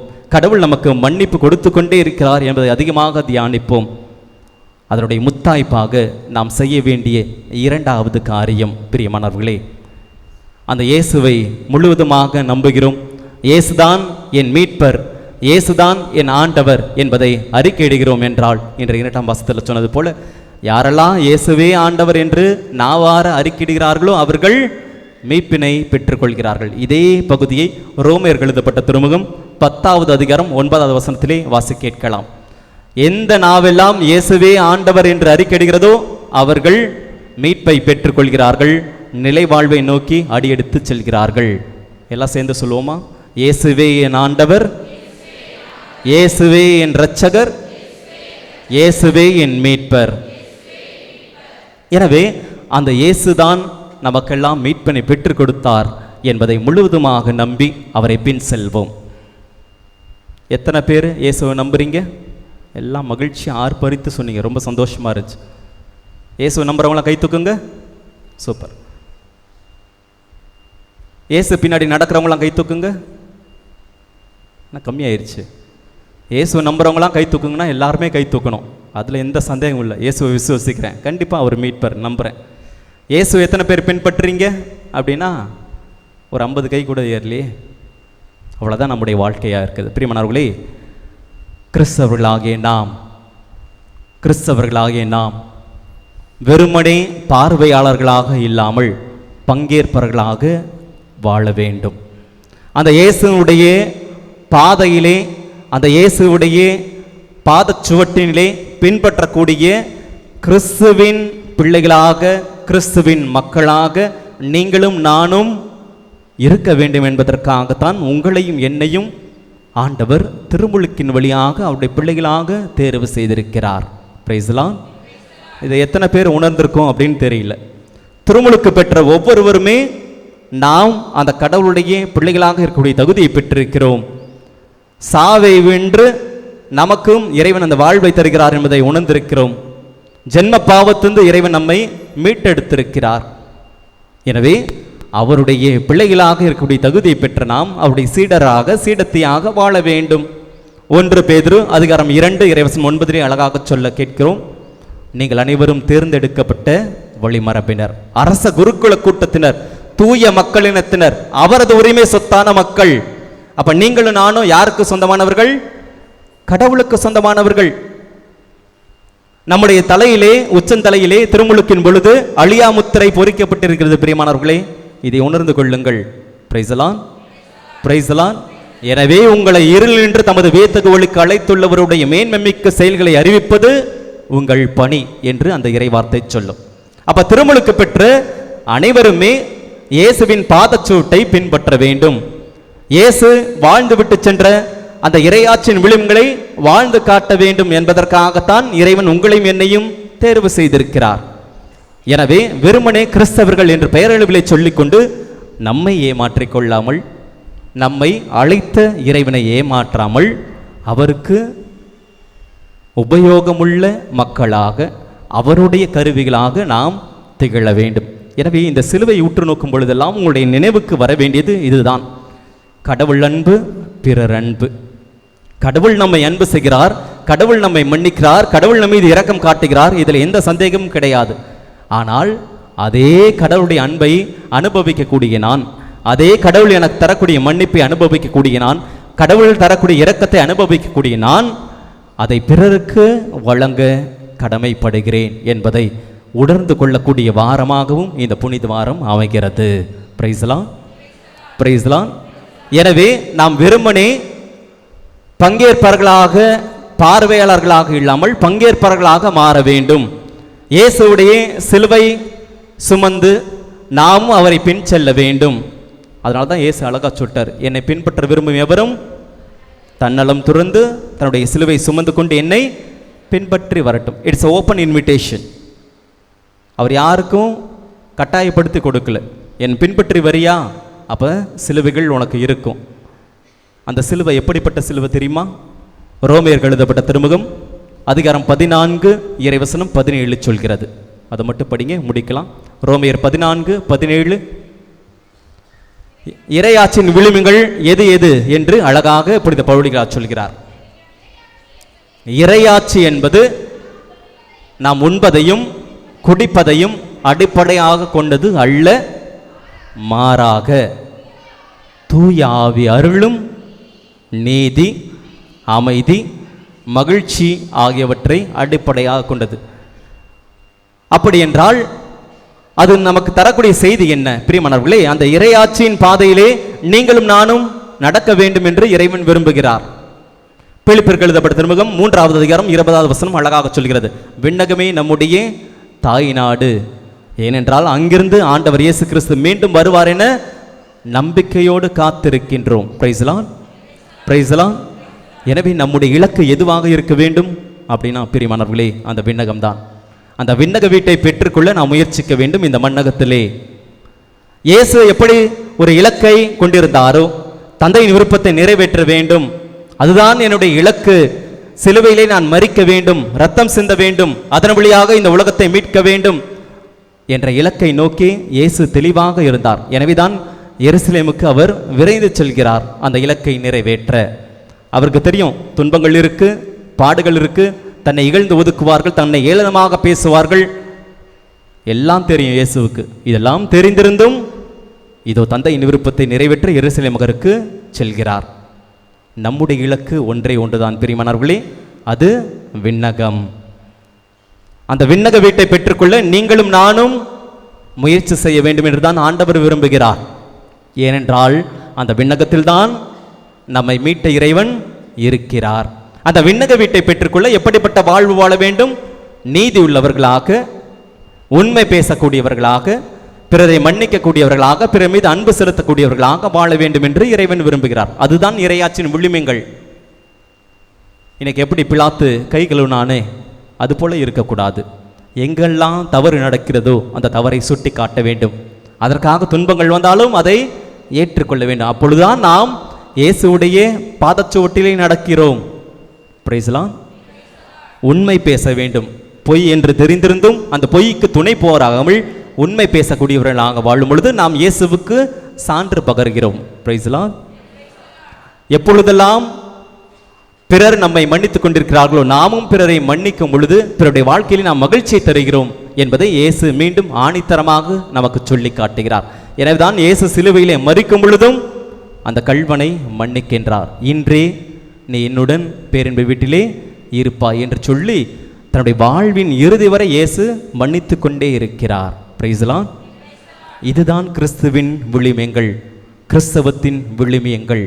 இதை நாம் பின் செல்லும் பொழுது பிரியமானவர்களே, நமக்கும் அந்த விண்ணகத்திலே இறைவன் இடம் கொடுக்கிறார் என்பதை புரிந்து கொள்வோம். அதற்காக இந்த புனித வாரத்திலே அர்த்தமுள்ள அறச்செயல்களை அதிகமாக செய்வோம். அந்த இயேசுடைய பாடுகளில் நீங்கள் பார்த்தீங்கன்னா எப்படி நிறைய பேர் அவருக்கு துரோகம் செய்தார்களோ அதே போல் அவருக்கு உதவி செய்தவர்களும் இருந்தார்கள். இயேசு சிலுவை சுமந்து செல்லும் பொழுது சீரேன் ஊரைச் சேர்ந்த சிமியோனும் சிலுவையை சுமக்கிறார். அது கட்டாயத்தினாலோ மனமு வந்தோ எப்படி இருந்தாலும் அந்த இயேசுடைய பாடுகளிலே அவரும் தன்னை இணைத்துக் கொள்கிறார். மீட்பின் வரலாற்றிலே அவருக்கும் பெயர் வருகிறது பாருங்க. அப்போ யாரெல்லாம் தேவையில் இருக்கிறார்களோ அவர்களுக்கு உதவி செய்வது இந்த புனித வாரத்திலே நம்முடைய தலையாய கடமை. அந்த தேவையில் இருப்பவருக்கு உதவி செய்யும் பொழுதெல்லாம் நம்ம இயேசுவுக்கே உதவி செய்கிறோம். பிரைஸ்லான். பிரைஸ்லான். அதே போல பார்த்தீர்கள் என்றால் சிலுவையின் அடியிலே இதோ சீடர்கள்லாம் அவரை விட்டு விலகி சென்றாலும் இதோ அன்பு சீடர் யோவானும் இருக்கிறார், அன்னை மரியாளும் இருக்கிறார், மகதல மரியாவும் இருக்கிறார், ஏனைய சகோதரிகளும் அங்கே இருக்கிறார்கள். இவர்களெல்லாம் இயேசுவுக்கு ஆறுதல் தருகிறார்கள். எனவே இந்த சமூகத்திலே எத்தனையோ பேர் ஆறுதலுக்காக இயங்கிக் கொண்டிருக்கிறார்களே, அவர்களுக்கெல்லாம் நம்முடைய வார்த்தைகள் வழியாக, நம்முடைய உதவிகள் வழியாக நாம் பிறருக்கு உதவி செய்யும் பொழுது நாமும் இயேசுவுக்கே உதவி செய்கிறோம். பிரைஸ்லான். பிரைஸ்லான். அதே போல இயேசு இறந்த பிறகு இதோ யோசேப்பு தன்னுடைய இடத்தை அவருக்கு அடக்கம் செய்ய தருகிறார். இதோ நம்மிடம் இருப்பதை நாம் பிறரோடு பகிர்ந்து வாழும் பொழுது நாம் அந்த இயேசுவுக்கே கடன் கொடுக்கிறோம், இயேசுவுக்கே உதவி செய்கிறோம். பிரைஸ்லான். பிரைஸ்லான். எனவே இந்த சமூகத்திலே நலிவடைந்த மக்கள், துன்புறக்கூடிய மக்கள், இகழ்ந்து தள்ளக்கூடக்கூடியவர்கள், இவர்களுக்கெல்லாம் நாம் ஆறுதலாக இருக்கும் பொழுது நாம் இயேசுவுக்கே உதவி செய்கிறோம் என்பதை உணர்ந்து கொண்டவர்களாக இந்த புனித வாரத்திலே அதிகமான அறச்செயல்களை செய்வோம், அதிகமான தர்ம செயல்களை செய்வோம். பிறருக்கு உதவி செய்வதை வெறும் பொருட்களாக மட்டும் கொடுக்காமல் நம்முடைய ஆறுதலான உடனிருப்பின் வழியாக கொடுக்கும் பொழுது நாம் இன்னும் அந்த தூய பாதையிலே நடக்கிறோம், புனித பாதையிலே நடக்கிறோம் என்பதை உணர்ந்து கொண்டு இந்த புனித வாரத்தை அர்த்தமுழுவத்திலே நாம் செலவழிப்போம்.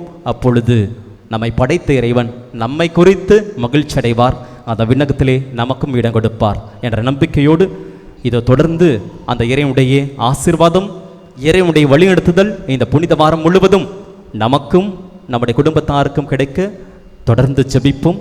இறைவன் நம்மை ஆசீர்வதித்து தொடர்ந்து வழிநடத்துவாராக. ஆமீன்.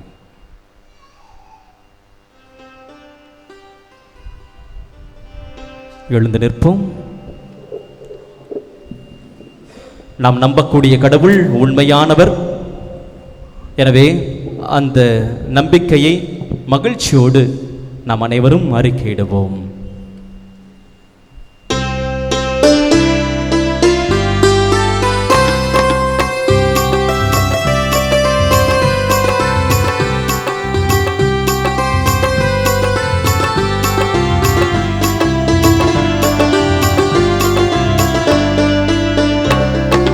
விண்ணையும் மண்ணையும் படைத்தவரா கடவுள் ஒருவரே, இருக்கின்றார்.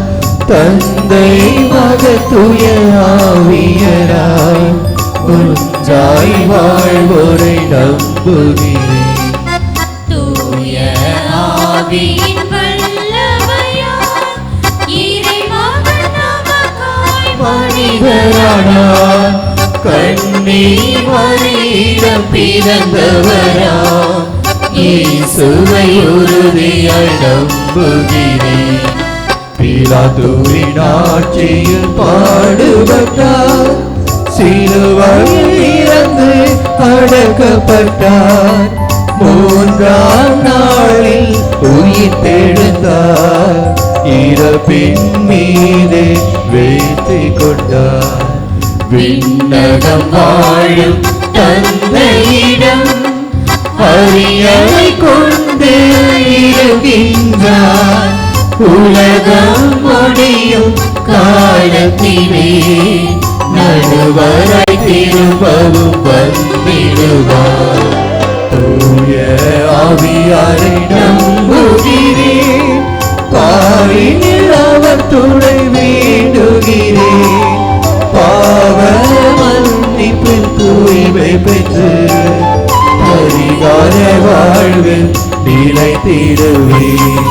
திரு அவை உரைப்பதை நம்புகிறேன். புனிதர்கள் உறவை நம்புகிறேன். உடலின் உயிர்ப்பை நிலை வாழ்வை உறுதியுடனே நம்புகிறேன்.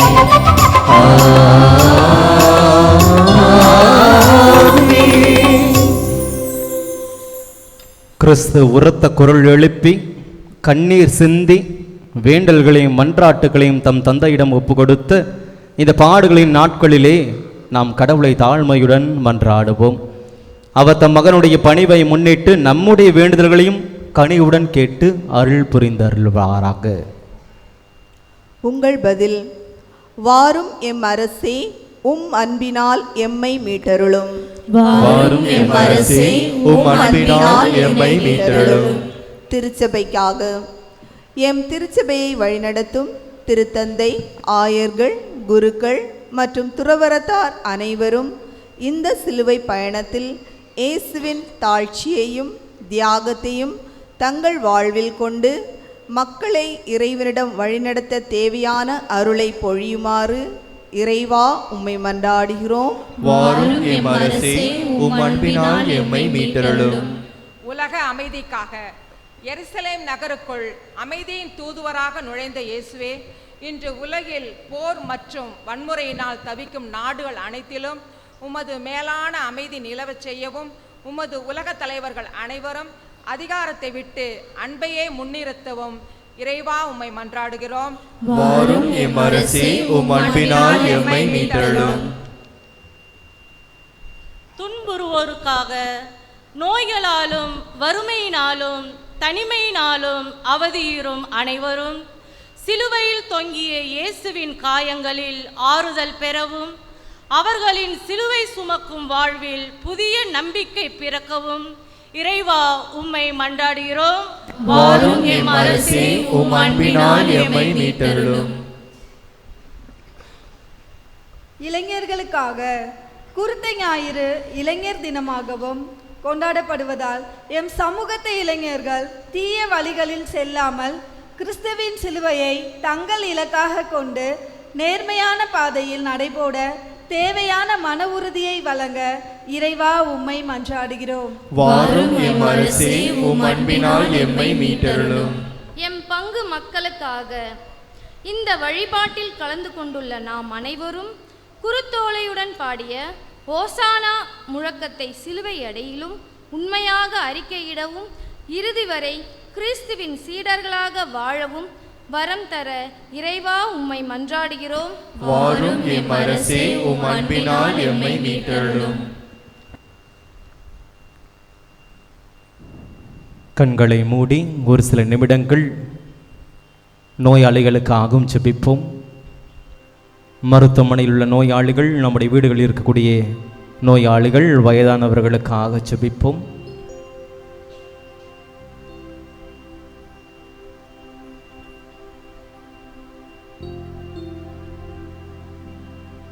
பொது தேர்வு எழுதக்கூடிய பள்ளி மாணவர்களுக்காக தொடர்ந்து ஜெபிப்போம்.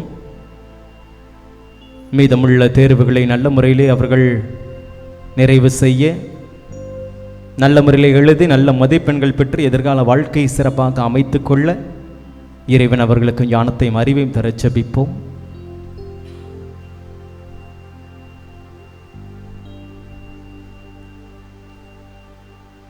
நம்மிடம் யாரெல்லாம் ஜெபிக்க கேட்டுக்கொண்டார்களோ அவர்களுக்காக ஒரு சில நிமிடங்கள் ஜெபிப்போம். அவருடைய கருத்துக்கள் நிறைவேற, கடவுளுடைய திருவுளப்படி அது அமையும் பொழுது அது அவர்களுக்கு கிடைக்கப்பெற ஜெபிப்போம்.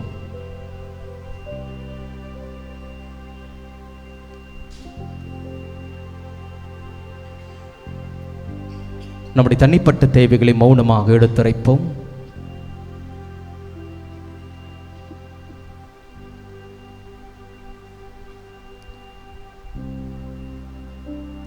ஆண்டவரே, உம்மை நோக்கி மன்றாடும் மக்களுக்கு துணையாக வாரும்.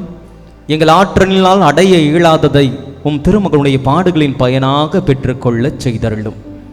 என்றென்றும் வாழ்ந்து ஆட்சி செய்கின்ற அவர் வழியாக உம்மை மன்றாடுகின்றோம். அமருவோம். காணிக்கை நேரம். அன்பிற்குரியவர்களே, உங்களுடைய காணிக்கைகளை உங்களுடைய கரங்களில் எடுத்துக்கொள்ளுங்கள். உங்களுடைய காணிக்கைகளை உங்களுடைய கரங்களில் எடுத்துக்குங்க, கரங்களில் வைங்க. ஒரு சிறப்பான ஒரு ஜெபம். அந்த ஏழை பெண்ணின் காணிக்கையைப் போல நம்முடைய காணிக்கை ஆண்டவருக்கு உகந்ததாக மாற வேண்டும். இந்த புனித வாரத்தில் நாம் நுழைகிறோம். இந்த புனித வாரத்தில் நாம் அடியெடுத்து வைக்கிறோம். இந்த காணிக்கை ஆண்டவரே என்னை அர்ப்பணமாக்குகின்ற காணிக்கை.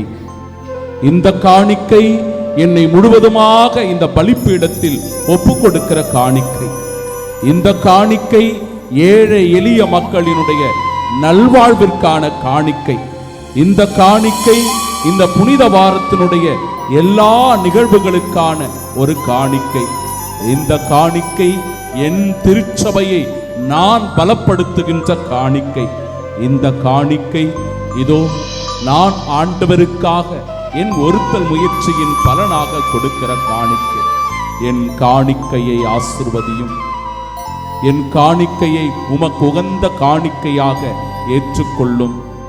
என் காணிக்கை ஆண்டவரே உம் திருமுன்னிலையில் நறுமண புகை போல எழும்புவதாக. இந்த காணிக்கையில் பங்கெடுக்கிற ஒவ்வொரு சகோதர சகோதரிகளையும் எல்லாம் வல்ல இறைவன் தந்தை, மகன், தூயாவியானவர் ஆசிர்வதிப்பாராக. ஆமென். உங்கள் காணிக்கைகளை இந்த காணிக்கை பெட்டியில் போட்டு கடவுளுக்கு அர்ப்பணமாக்கும்படி அன்போடு வேண்டுகிறோம்.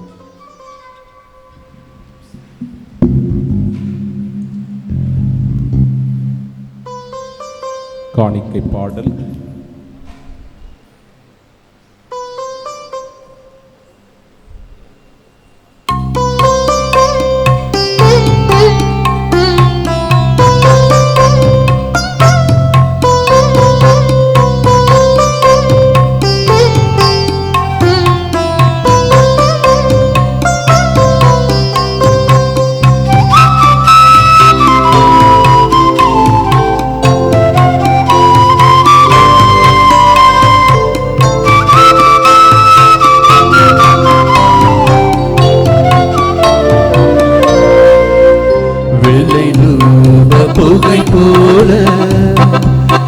மனங்களை எழுப்புகின்றோம்.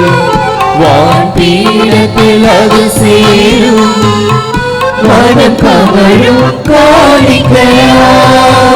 வெள்ளை தூவ புகை போல என் மனங்களை எழுப்புகின்றோம். வான்பீடத்தில் அது சேரும் மனம் கமழும் காணிக்கையா. புகை போல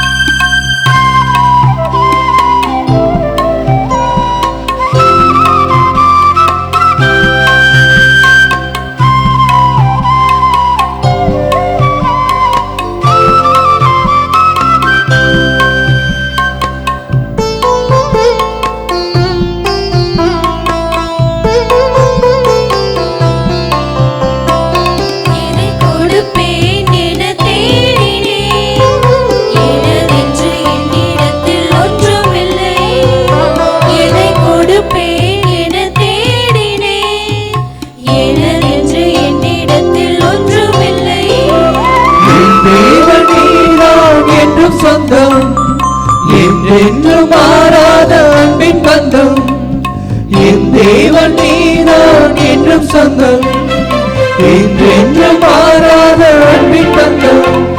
கொடுக்கின்றேன் அப்பரசமனையே, கொடையாக உன்னை பெற்றுக் கொள்ளவே. கொடுக்கின்றேன் அப்பரசமனையே, கொடையாக உன்னை பெற்றுக் கொள்ளவே.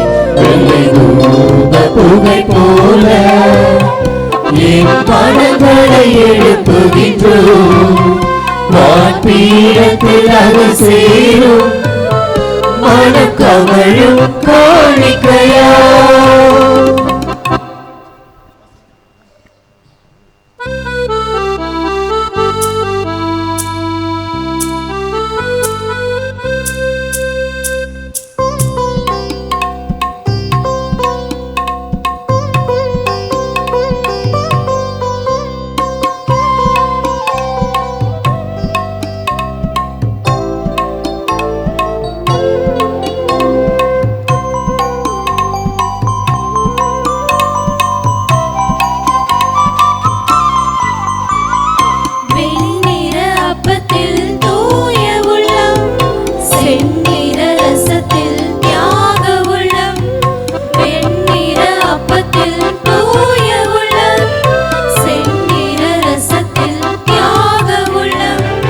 இதைதானே பீடத்தில் காக்கின்றேன், அதையே நான் பெற்றுக்கொள்ள வருகின்றேன்.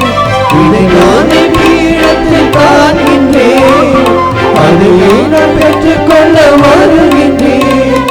கொடுக்கின்றேன் இதயத்தையே, குறை நீக்கி அதை நீற்றிடுவே.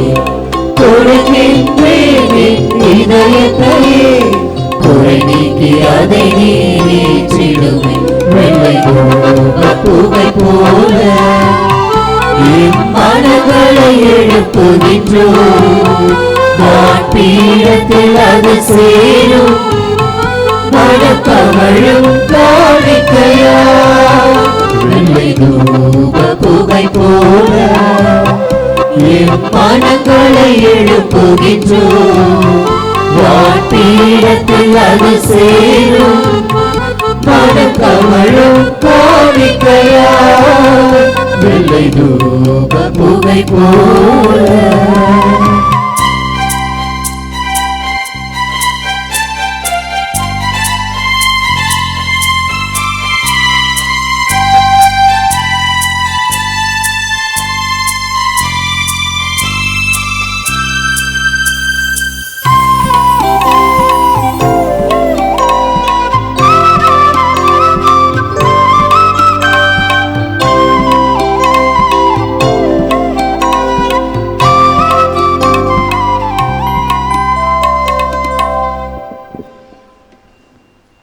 அன்பு சகோதரமே, என்னுடையதும் உங்களுடையதுமான இத்தூய கல்வாரி பலி எல்லாம் உள்ள தந்தையாக இறைவனுக்கு ஏற்புடையதாகும்படி ஜெபியுங்கள்.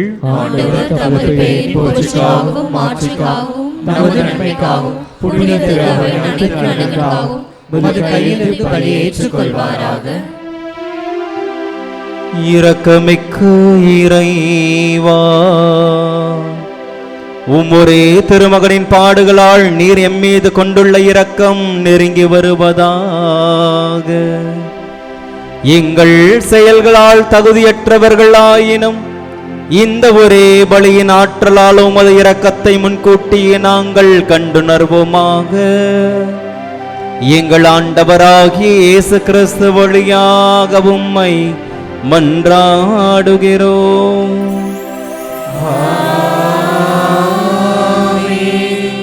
ஆண்டவர் உங்களோடு இருப்பாராக. உம்மான்மாவோடும் இருப்பாராக. இதயங்களை மேலே எழுப்புங்கள். ஆண்டவரிடம் எழுப்பியுள்ளோம். நம் இறைவனாகிய ஆண்டவருக்கு நன்றி கூறுவோம். அது தகுதியும் நீதியுமானதே. ஆண்டவரே, தூயவரான தந்தையே, என்றுமுள்ள எல்லாம் அல்ல இறைவா, எங்கள் ஆண்டவராகிய கிறிஸ்து வழியாக எந்நாளும் எவ்விடத்திலும் நாங்கள் உமக்கு நன்றி செலுத்துவது மெய்யாகவே தகுதியும் நீதியுமாகும். எங்கள் கடமையும் மீட்புக்குரிய செயலுமாகும். மாசற்ற கிறிஸ்து பாவிகளுக்காக பாடுபடவும் தீயோரின் மீட்புக்காக அநீதியாக தீர்ப்பிடப்படவும் திருவுளமானார். அவரது இறப்பு எங்கள் பாவங்களை போக்கியது. அவரது உயிர்த்தெழுதல் எங்களை உமக்கு ஏற்புடையவர்கள் ஆக்கியது. ஆகவே நாங்கள் வானக தூதர்கள் அனைவரோடும் சேர்ந்து உம்மை புகழ்ந்து போற்றி அக்களித்து கொண்டாடி ஆர்ப்பரித்து பாடுவதாவது.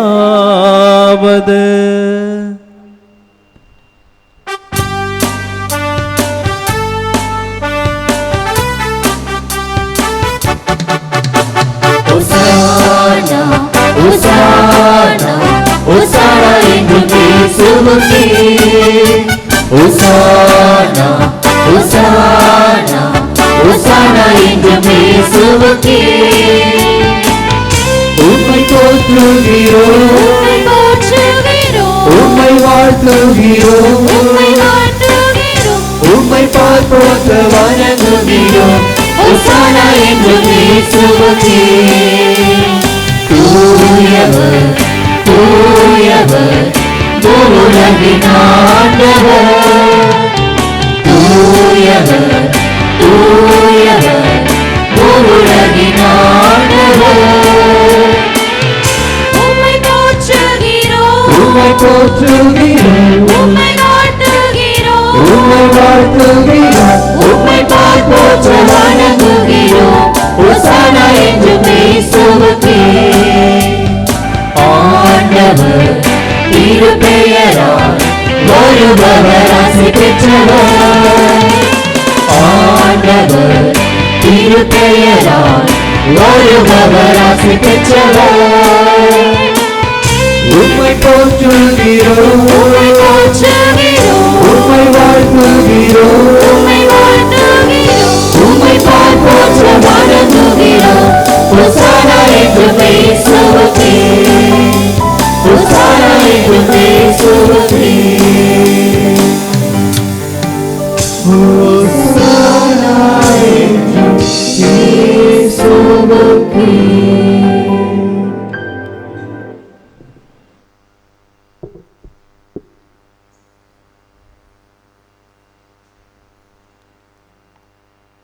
ஆண்டவரே, நிர்மையாகவே தூயவர், தூய்மை அனைத்திற்கும் ஊற்று. ஆகவே உம்முடைய தூய ஆவியை பொழிந்து இக்காணிக்கைகளை தூய்மைப்படுத்த உம்மை வேண்டுகின்றோம். இவ்வாறு எங்கள் ஆண்டவர் இயேசு கிறிஸ்துவின் உடலும் இரத்தமுமாக எங்களுக்கு இவை மாறுவனவாக.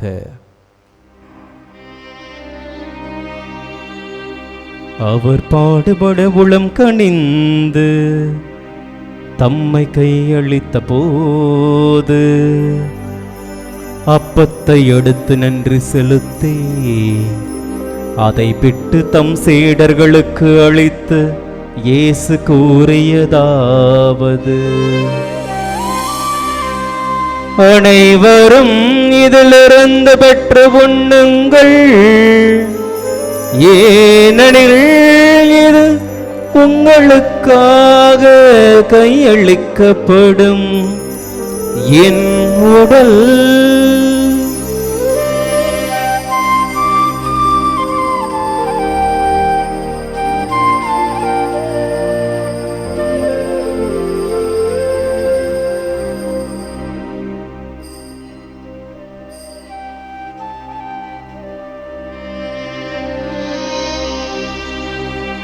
அவ்வண்ணமே இரவு விருந்து அருந்திய பின் கிண்ணத்தையும் எடுத்து மீண்டும் உமக்கு நன்றி கூறி தம் சீடர்களுக்கு அளித்து இயேசு கூறியதாவது: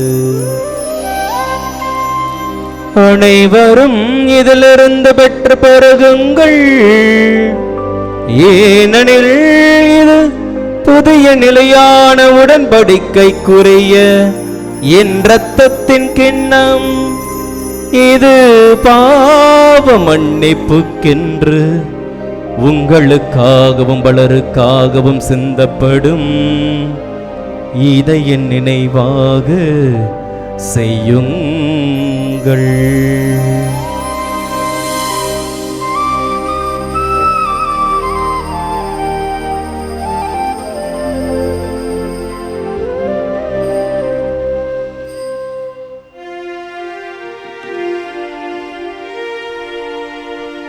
இயேசு நம் நம்பிக்கையின் மறைபொருள். ஆண்டவரே, நீர் வரும் அளவும் உமது இறப்பினை அறிக்கையிடுகின்றோம். உமது உயிர்ப்பினையும் எடுத்துரைக்கின்றோம். ஆகவே ஆண்டவரே, நாங்கள் கிறிஸ்துவின் இறப்பினையும் உயிர்ப்பினையும் நினைவு கூர்ந்து வாழ்வு தரும் அப்பத்தை மீட்பளிக்கும் கிண்ணத்தையும் உமக்கு ஒப்பு கொடுக்கிறோம். உம் திருமுன் நின்று உமக்கு ஊழியம் புரிய தகுந்தவர்கள் எங்களை தேர்ந்தெடுத்து கொண்டீரே. எனவே உமக்கு நன்றி செலுத்துகின்றோம். மேலும் கிறிஸ்துவின் உடலிலும் இரத்தத்திலும் பங்கு கொள்ளும் எங்களை தூய ஆவியார் ஒன்று சேர்க்க வேண்டுமென உமை தாழ்மையுடன் மன்றாடுகிறோம்.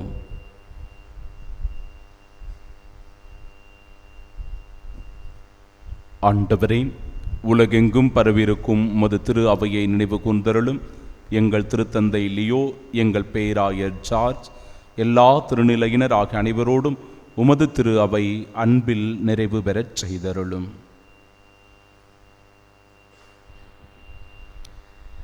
உயிர்த்தெழும் எதிர்நோக்குடன் துயில் கொள்ளும் எங்கள் சகோதர சகோதரிகளையும் இறந்தோர் அனைவரையும் இரக்கத்துடன் நினைவு கூர்ந்து உமது திருமுக ஒளியினுள் ஏற்றருளும். எங்கள் அனைவர் மீதும் இரக்கமாயிரும். கடவுளின் கன்னித்தாயான புனித மரியா, அவருடைய கணவரான புனித யோசேப்பு, புனித திருத்துதர்கள், இவ்வுலகில் உமக்கு உகந்தவராய் இருந்தோர் ஆகிய புனிதர் அனைவருடனும் நாங்கள் நிலைவாழ்வில் பங்கு கொள்ளும் தகுதி பெற்று உம் திருமகன் இயேசு கிறிஸ்து வழியாக உம்மை புகழ்ந்தேத்தும் வரமருள உம்மை மன்றாடுகின்றோம்.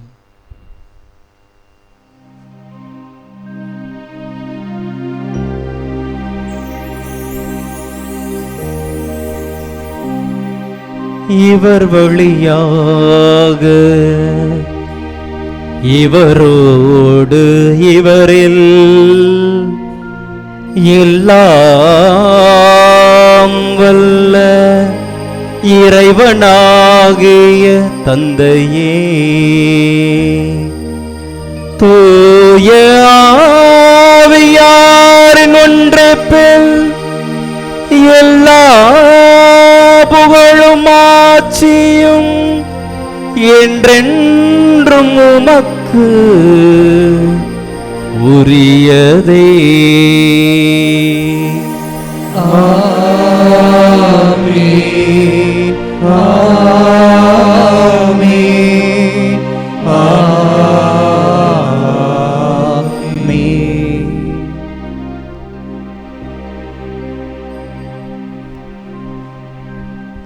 நம்மை பாவத்திலிருந்து மீட்ட இயேசு கிறிஸ்து பிறரை மன்னித்து வாழவும் அதன் வழியாக தூய வாழ்வின் பாதை சென்றடைய நமக்கு கற்றுக் கொடுத்திருக்கிறார்.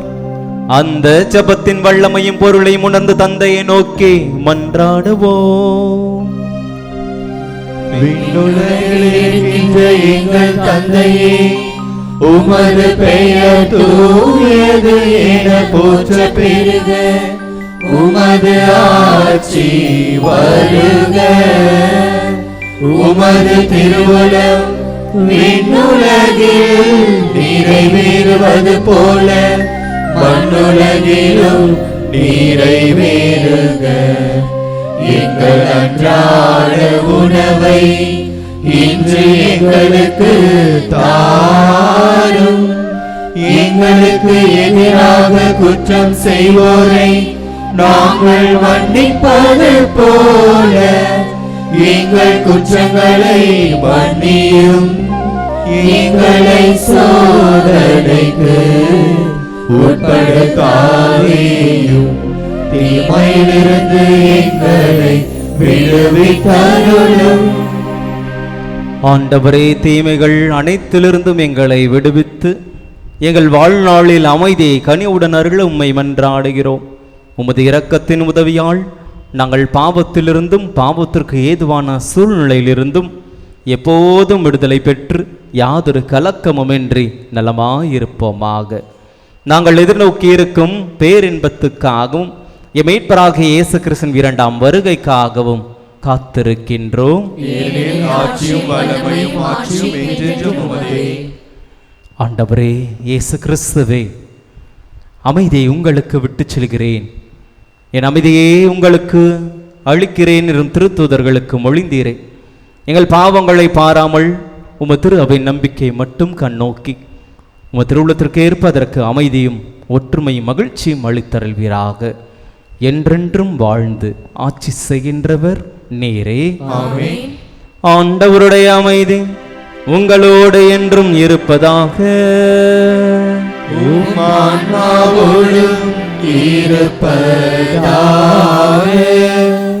புனித வாரத்திலே அடியெடுத்து வைக்கக்கூடிய நமக்கு நற்கருணை ஆண்டவர் இயேசு கிறிஸ்து அமைதியும் ஆசிரியையும் வழங்குகிறார். அதனை ஒருவர் மற்றோடு மகிழ்ச்சியோடு பகிர்ந்து மகிழ்வோம்.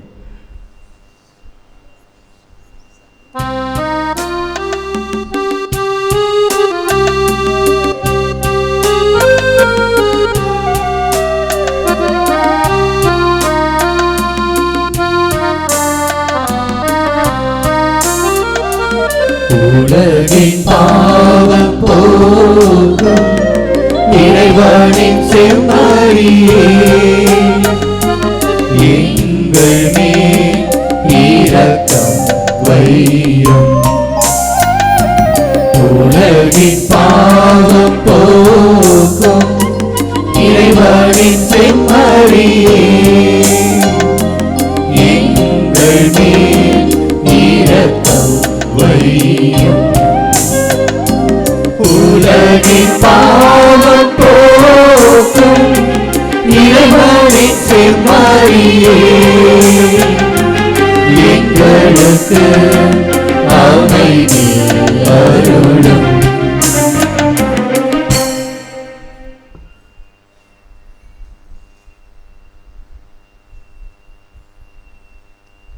இறைவனின் செம்மறி இவரே, இவரே உலகின் பாவங்களை போக்குபவர். இதோ நாம் அனைவரும் தூய வாழ்வு வாழ்ந்து அந்த விண்ணக வீட்டை பெற்றுக்கொள்ள ஆசிக்கின்ற இறைவன்.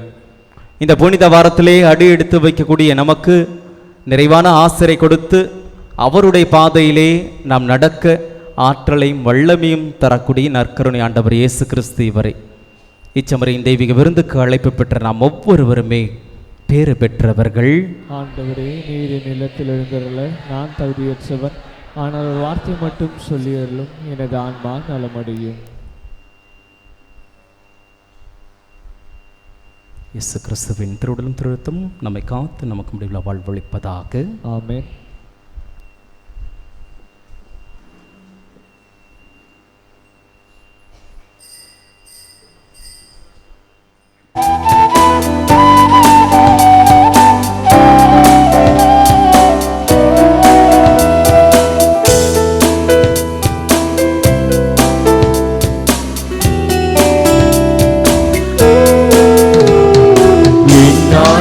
உடவே வா, என்னுள்ள உயிரே வா, நீ போனால் நான் வீடு போவேன், நான் வாழ என்னகம் வா. என்னான உடவே வா, என்னுள்ள உயிரே வா, நீ போனால் நான் வீடு போவேன், நான் வாழ என்னகம் வா. என்னான உடவே வா.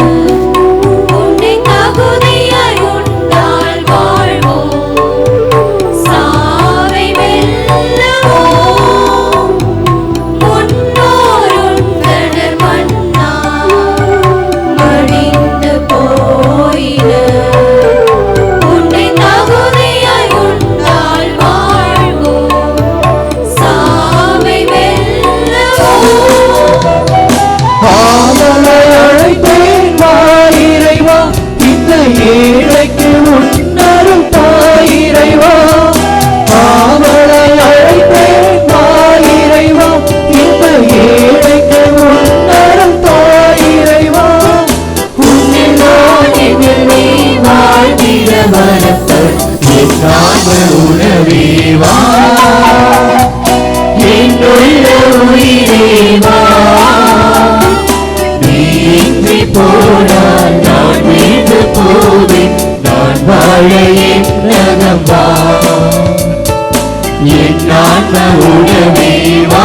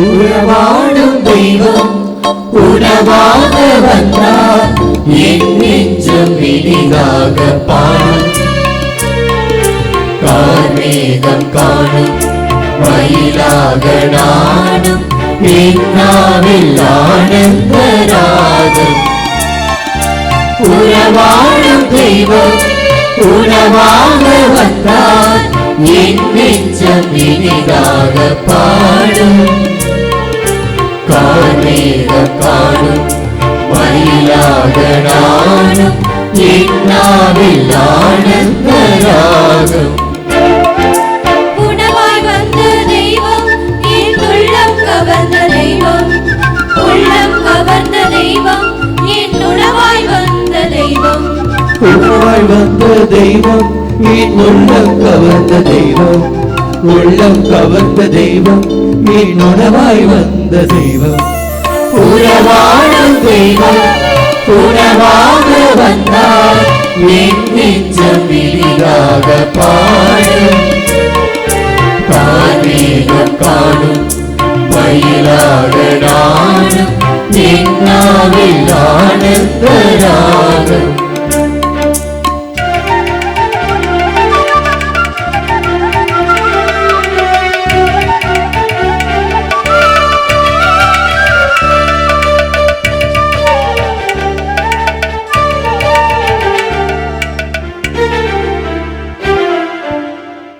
பிரியமுள்ள சகோதர சகோதரிகளே, புனித வாரத்தினுடைய பாடுகளின் குருத்து ஞாயிறு. இன்றைய திருவழிபாட்டை சிறப்பான விதத்தில் வழிநடத்தி குருத்தோலை பவனி இந்த திருச்சடங்கில் சிறப்பான ஒரு மறைவுரை, பாடல் திருப்பலி என்று இந்த நாளை சிறப்புற செய்து நமக்காக செபித்திருக்கிறவர் அருள் தந்தை பிரதீப் கிறிஸ்டோபர் அவர்கள். நான் ஏற்கனவே சொன்னபடி சென்னை மயிலை உயர் மறை மாவட்டத்தின் குரு, சென்னை மயிலை உயர் மறை மாவட்டத்தினுடைய ஒரே கல்லூரியாக இருக்கின்ற கிரைஸ்ட் கல்லூரியினுடைய HODயாக, பிறகு பேராசிரியராக சிறப்பான விதத்தில் பணியாற்றி கொண்டிருக்கிறார்கள். தந்தை அவர்கள் இன்று நம் மத்தியில் வருகை தந்திருப்பதும், இந்த திருப்பலியை நிறைவேற்றி நமக்கு இறை ஆசிரியை பெற்று தந்திருப்பதும் நமக்கு மிகுந்த மகிழ்ச்சியை, உற்சாகத்தை தருகிறது. கரவொலி எழுப்பி தந்தைக்கு நம்முடைய மனமார்ந்த நன்றிகளையும், தொடர்ந்து அவருக்கு ஆண்டவர் நல்ல உடல் உள்ள சுகம் தந்து அவரை இறை வழியில் வழிநடத்த, இறைவனுடைய சிறந்த கருவியாக கடவுள் அவரை பயன்படுத்த, கடவுள் அவருக்கு ஆசி அருளும்படியாக நாம் செபிப்போமாக. இன்றைய திருவழிபாட்டை சிறப்புற தயாரித்து நமக்கு வழங்கி இருக்கிறவர்கள் செபக்குழுவினர் மற்றும் மறைக்கல்வி ஆசிரியர்கள். சிறப்பான ஒரு தயாரிப்பு, சிறப்பாக வந்து பயிற்சிகளை பெற்று அற்புதமாக நம் எல்லோரும் விளங்கி கொள்ளும்படியாக அந்த இறை வார்த்தைகளையும் முன்னுரைகளையும் வழிபாட்டிற்குரிய அத்தனையையும் சிறப்பாக செய்து கொடுத்திருக்கிறார்கள். கரவொலி எழுப்பி நம் பங்கின் செபக்குழு மறைக்கல்வி ஆசிரியர்களுக்கு மனமார்ந்த நன்றிகளை நாம் தெரிவிப்போம். குறிப்பாக அந்த பெரிய நீண்ட நற்செய்தி சிறப்பான விதத்தில் ஒருங்கிணைக்கப்பட்டு வாசிக்கப்பட்டது. வாழ்த்துக்கள். அன்பிற்குரியவர்களே, வருகின்ற நாட்களுடைய நிகழ்வுகளை உங்களுக்கு நான் வேகமாக அறிவிக்க விரும்புகிறேன். நாளைய தினம் வழக்கம் போல காலை திருப்பலி நடைபெறும். வருகின்ற செவ்வாய்க்கிழமை அன்றும் காலை திருப்பலி நடைபெறும். மாலையில் திருப்பலி நடைபெறாது. மாலையில் அன்பிற்குரியவர்களே, நம்முடைய சென்னை மயிலை உயர் மறை மாவட்டத்தினுடைய அனைத்து குருக்களும், இந்த மறை மாவட்டத்தில் பணியாற்றுகின்ற அனைத்து குருக்களும் நம்முடைய பேராயர் அவர்களின் தலைமையில் ஒன்றாக இணைந்து அந்த நாள் முழுவதும் தியானத்தை மேற்கொண்டு மாலையில் திரு எண்ணெய் திருப்பலியானது நடைபெற இருக்கிறது. திரு எண்ணெயை மந்திரித்து அர்ச்சித்து புனிதப்படுத்துகிற உன்னத நிகழ்வானது நடைபெற இருக்கிறது. எனவே அந்த மாலையில் குருக்கள் அனைவரும் அந்த திருப்பலியில் பங்கேற்க இருப்பதனால் அன்றைக்கு காலையில் திருப்பலி நடைபெறும் என்பதை உங்களுக்கு தெரிவித்துக் கொள்கிறேன். நான் ஏற்கனவே உங்களுக்கு சொன்னபடி யாராவது அந்த திரு நிகழ்வில் பங்கேற்க விரும்பினீர்கள் என்றால் மாலை 5 மணி அளவில் அந்த திரு நிகழ்வானது சாந்தோம் பேராலயத்தில் நடைபெறும். நீங்கள் ஒன்றாக இணைந்து வரலாம். பங்கு பேரவை இடத்தில் கலந்து ஆலோசித்து, ஒருவேளை வர விருப்பம் இருக்கிறவர்கள் நீங்கள் பஸ்ஸுக்கு பாதி பைசா போட்டிங்கன்னா நான் பாதி பைசா போடுறேன், எனக்கு பிரச்சனை இல்லை. இப்போ உங்களை எல்லாரும் பஸ்ஸில் கூப்பிட்டு போகிறதுனால எனக்கு பிரச்சனை, ஆட்சேபனை கிடையாது. ஒரு பாதி தொகையை செலுத்தினால் உங்களை நான் அழைத்து கொள்ள விரும்புகிறேன். அப்படி இல்லைனாலும் பரவாயில்ல, வர விரும்புகிறவர்கள் நேரடியாக நீங்கள் அந்த திருத்தலத்திற்கு வந்து விடலாம். பிரியமானவர்களே, இன்றைய மாலையில், இன்றைய ஞாயிற்றுக்கிழமை குருத்து ஞாயிறு, இன்றைய மாலையில் வழக்கம் போலவே சென்னை மயிலை உயர் மறை மாவட்டத்தினுடைய சிலுவை பாதையானது சிறப்பான விதத்தில் லிட்டில் மவுண்ட் ஆலயத்திலே நடைபெறும். இது ஒவ்வொரு ஆண்டும் நடைபெறுகிற ஒன்று. அதனால்தான் மாலை திருப்பலிகளை நாம் வைப்பது கிடையாது. மறை மாவட்ட அளவில் சிலுவை பாதை திருப்பலியானது பேராயர் தலைமையில் லிட்டில் மவுண்டில் நடைபெறும். சின்னமலை தோமையார் அருட்தலத்திலே அது நடைபெற இருக்கிறது. எனவே அதில் பங்கேற்க விரும்புகிறவர்களும் நீங்கள் மாலையில் சென்று பங்கெடுக்கலாம். புதன்கிழமை வழக்கம் போல காலை திருப்பலி நடைபெறும். வியாழக்கிழமை மாலை திருப்பலி. அன்றைக்கு பெரிய வியாழனாக நாம் சிறப்பித்து கொண்டாடுகிறோம். எனவே மாலை 6 மணிக்கு திருச்சடங்குகள் தொடங்கும். எனவே மாலை திருவழிபாட்டில் முழுமையாக பங்கெடுக்க 6 மணிக்கெல்லாம் ஆலயத்திற்கு வரும்படி அன்போடு உங்களை நான் கேட்டுக்கொள்ளுகிறேன். அதன் பிறகு அன்று இரவு முழுவதும் ஆராதனைகள் நடைபெறும். இதில் குறிப்பிட்டிருக்கிறபடி ஆராதனையினுடைய நேரம் வேகமாக வாசிக்கிறேன். உங்களிடத்தில் இந்த கையேடு இருக்க வேண்டும். அன்பிய பொறுப்பாளர்கள் இதை பின்பற்றி தயவு செய்து அன்பியமாக ஒருங்கிணைந்து வந்து ஆண்டவரோடு ஒரு சில மணித்துளைகளை நீங்கள் செலவிட வேண்டும். வியாழன் அன்று இரவு 9 to 10 மணி வரை ஜென்மராக்கினி மாதா, ஜபமாலை மாதா, அடைக்கல மாதா. இரவு 10 to 11 மணி வரை கார்மேல் மாதா, விண்ணரசி மாதா, அமலோற்பவ மாதா. இரவு 11 to 12 மணி வரை ஆரோக்கிய மாதா, மகிமை மாதா, திரு இருதய மாதா. காலை 6 முதல் 7 மணி வரை அமல அன்னை, பிரகாச மாதா, பெரிய நாயகி மாதா. காலை 8 மணி முதல் 9 மணி வரை அற்புத மாதா, மழைமலை மாதா, மயிலை மாதா.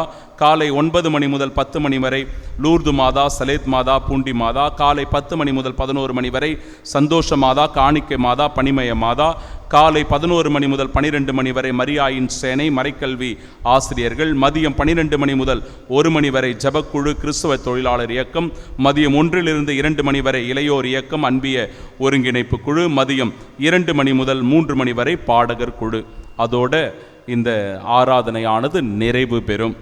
அன்பிற்குரியவர்களே, அந்த நாளிலும் கூட நாம் பெரிய வெள்ளி சிலுவை பாதையை PTMS ஆலயத்தில் வழக்கம் போல நாம் வழி நடத்துவோம். எனவே காலை 7 மணிக்கு அந்த PTMS ஆலயத்திற்கு நீங்கள் வந்துவிடும்படி அன்போடு கேட்டுக்கொள்கிறேன். இளையோர்கள் வழி நடத்துகின்ற அந்த சிலுவை பாதையில் நாமும் இணைந்து பக்தியோடு அந்த புனித வெள்ளி சிலுவை பாதையில் பங்கெடுக்க வேண்டும். மாலையில் வழக்கமாக திருச்சடங்குகள் 3 மணிக்கு நடைபெறும். 3 மணிக்கு கொஞ்சம் வெயில் அதிகமாக இருக்கும். அப்படின்றதுனால நாம் 5 மணிக்கு திருச்சடங்குகளை தொடங்குகிறோம். 5 அது 7 மணி வரை செல்லும். திருச்சிலுவை ஆராதனை அதெல்லாம் நடைபெறும். எனவே 3 மணிக்கு அந்த வழிபாடுகள் இல்லை. மாறாக எத்தனை மணிக்கு? 5 மணிக்கு அனைவரும் ஆலயத்திற்கு வந்துவிட வேண்டும். நான் தொடர்ந்து அறிவிப்புகளை கொடுத்து கொண்டே இருப்பேன். இதில் 3 மணின்னு போட்டிருக்கிறோம். அதை மாற்றி 5 மணி என்று நீங்கள் குறித்து கொள்ளும்படி அன்போடு உங்களை நான் கேட்டுக்கொள்ளுகிறேன். பிறகு திருவிழிப்பு பெருவிழா இரவு 11 மணி அளவில் அது தொடங்கும். 10:30 மணி அளவில் அந்த திருச்சடங்குகள் தொடங்கும். எனவே அன்றைய திருவழிபாட்டு திருச்சடங்குகளிலும் பங்கெடுக்க உங்களை நான் அன்போடு கேட்டுக்கொள்கிறேன். அன்பிற்குரியவர்களே, வருகின்ற புதன்கிழமை மிக முக்கியமான ஒரு நாள். என்னது? வெரி குட், பரவாயில்ல, நல்லா ஞாபகம் வச்சுட்டுக்கிறீங்க. ஒப்புரவு அருட்சாதனம். 5 குருவானவர்கள் ஒப்புரவு அருட்சாதனம் வழங்குவதற்காக வருகை தருவார்கள். எனவே மாலை சரியாக 6 மணியிலிருந்து 8 மணி வரை இந்த ஒப்புரவு அருட்சாதனம் வழங்கப்படும். இறை மக்கள் இந்த ஒப்புரவு அருட்சாதனத்தை பயன்படுத்தி கொண்டு முழுமையான தூய்மையான உள்ளத்தோடு இந்த புனித வாரத்தினுடைய இறை அருளை ஆசிரை பெற்றுக்கொள்ள ஒருங்கிணையும்படி உங்களை நான் தாழ்மையோடும் அன்போடும் கேட்டுக்கொள்ளுகிறேன்.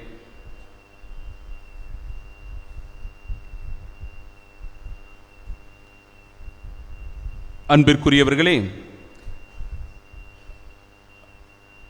சனிக்கிழமையானது 9 மணி அளவில் PTMS ஆலயத்தில் ஈஸ்டர் திருப்பலியானது நடைபெறும் என்பதையும் தெரிவித்துக் கொள்கிறேன். அது வழக்கமாக நடைபெறுகிற ஒரு திருப்பலி. எனவே அந்த இடத்தில் 9 மணிக்கு திருப்பலி. அதனைத் தொடர்ந்து பங்கு ஆலயத்திலே இரவு திருவிழிப்பு பாஸ்கா திருச்சடங்கானது நடைபெறும் என்பதை உங்களுக்கு தெரிவித்துக் கொள்கிறேன். இந்த நாட்களில் பயிற்சிகள் பெற விரும்புகிறவர்கள் சரியான நேரத்தில் வந்து இந்த திருச்சடங்குகளுக்கு முழுமையான பயிற்சிகளை பெற்றுக்கொள்ள ஒத்துழைப்பு தரும்படி அன்போடு கேட்டுக்கொள்கிறேன். உங்களுக்கு அறிவிப்பு கொடுத்திருக்கிறார்கள். பெயர்கள் யார் யாரெல்லாம் அந்த வாசகங்கள் வாசிக்கணுமோ அவங்களெல்லாம் தயவு செய்து முன்கூட்டியே வந்து பயிற்சிகளை நீங்கள் பெற்றுக்கொள்ளும்படி உங்களை அன்போடு கேட்டுக்கொள்கிறேன். இந்த நாட்களிலும் நம்முடைய இந்த புனித வாரத்தை சிறப்புற சிறப்பிப்பதற்கு பிற தேவைகள் இருக்கின்றன. தாராள உள்ளத்துடன் உதவி செய்ய உங்களுடைய நன்கொடைகளையும் உபயங்களையும் அன்போடு எதிர்பார்க்கிறேன். இன்றைக்கு குருத்தோலை ஏற்பாடு செய்வதற்கு 2 குடும்பங்கள் தங்களால் இயன்ற ஒரு எளிய காணிக்கை கொடுத்திருக்கிறாங்க. இதுக்கு ஒரு பெரிய தொகை செலவானது. ஆனாலும் ஒரு 2 குடும்பங்கள் அதற்கு உதவி செய்திருக்கிறார்கள். மனதார அவர்களை பாராட்டுகிறோம். புனித வியாழனன்று பீட பூக்களுக்கு உதவி செய்யலாம். நற்கருணை இடமாற்ற பவனி அன்று அந்த நற்கருணை இடமாற்றம் செய்வதற்கு உதவிகள் செய்யலாம். சிலுவை பாதை வழிநடத்துகிற அன்று காலை நோன்பு கஞ்சிக்கோ, அந்த மாலை வேளையில் நாம் வழங்குகின்ற நோன்பு கஞ்சிக்கு, பெரிய வெள்ளி நோன்பு கஞ்சிக்கு உதவி செய்யலாம். சிலுவை பாதைகளுக்கு உதவி செய்யலாம். திருச்சிலுவை ஆராதனைகளுக்கு ஏற்பாடுகள் செய்வதற்கு உதவலாம். பிறகு ஈஸ்டர் திருச்சடங்குக்கு தேவையான பொருட்கள், தண்ணீர் இவற்றை ஏற்பாடு செய்வதற்கு உதவும்படி உங்களை அன்போடு கேட்டுக்கொள்கிறேன். மற்றும் இந்த நாட்களில் நாம் ஆடியோ, லைட் போன்றவற்றை பயன்படுத்த இருக்கிறோம். இதற்காக நீங்கள் தாராள உள்ளத்துடன் உதவி செய்யும்படி உங்களை நான் தாழ்மையோடும் அன்போடும் கேட்டுக்கொள்கிறேன்.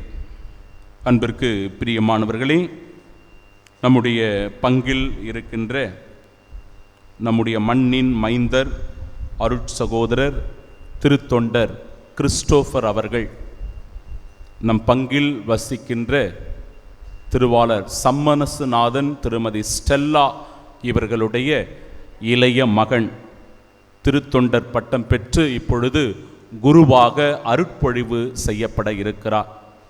சென்னை மயிலை உயர் மறை மாவட்டத்திலிருந்து நமக்கு அவருக்கான இந்த குருத்துவ அருட்பொழிவு நிகழ்வுக்கு ஓலை வாசிப்புக்காக நமக்கு அழைப்பு விடுத்திருக்கிறார்கள். அதன் அடிப்படையில் இன்றைக்கு 2வது அறிவிப்பை தெரிவித்து திருத்தொண்டர் அவர்கள் நல்ல குருவானவராக உயர்ந்து சென்னை மயிலை உயர் மறை மாவட்டத்தில் பணி செய்யவும், கடவுள் அவரை அற்புதமான ஒரு கருவியாக தொடர்ந்து இந்த சென்னை மயிலை உயர் மறை மாவட்டத்தில் பயன்படுத்தும்படியாகவும் கரவொலி எழுப்பி நம் மண்ணின் மைந்தர் திருத்தொண்டர் கிறிஸ்டோபர் அவர்களை மனதார வாழ்த்துவோம், பாராட்டுவோம். தொடர்ந்து அவருக்காக நாம் செபிப்போம். அவர் தருகின்ற இந்த அழைப்பை பெற்றுக்கொள்ள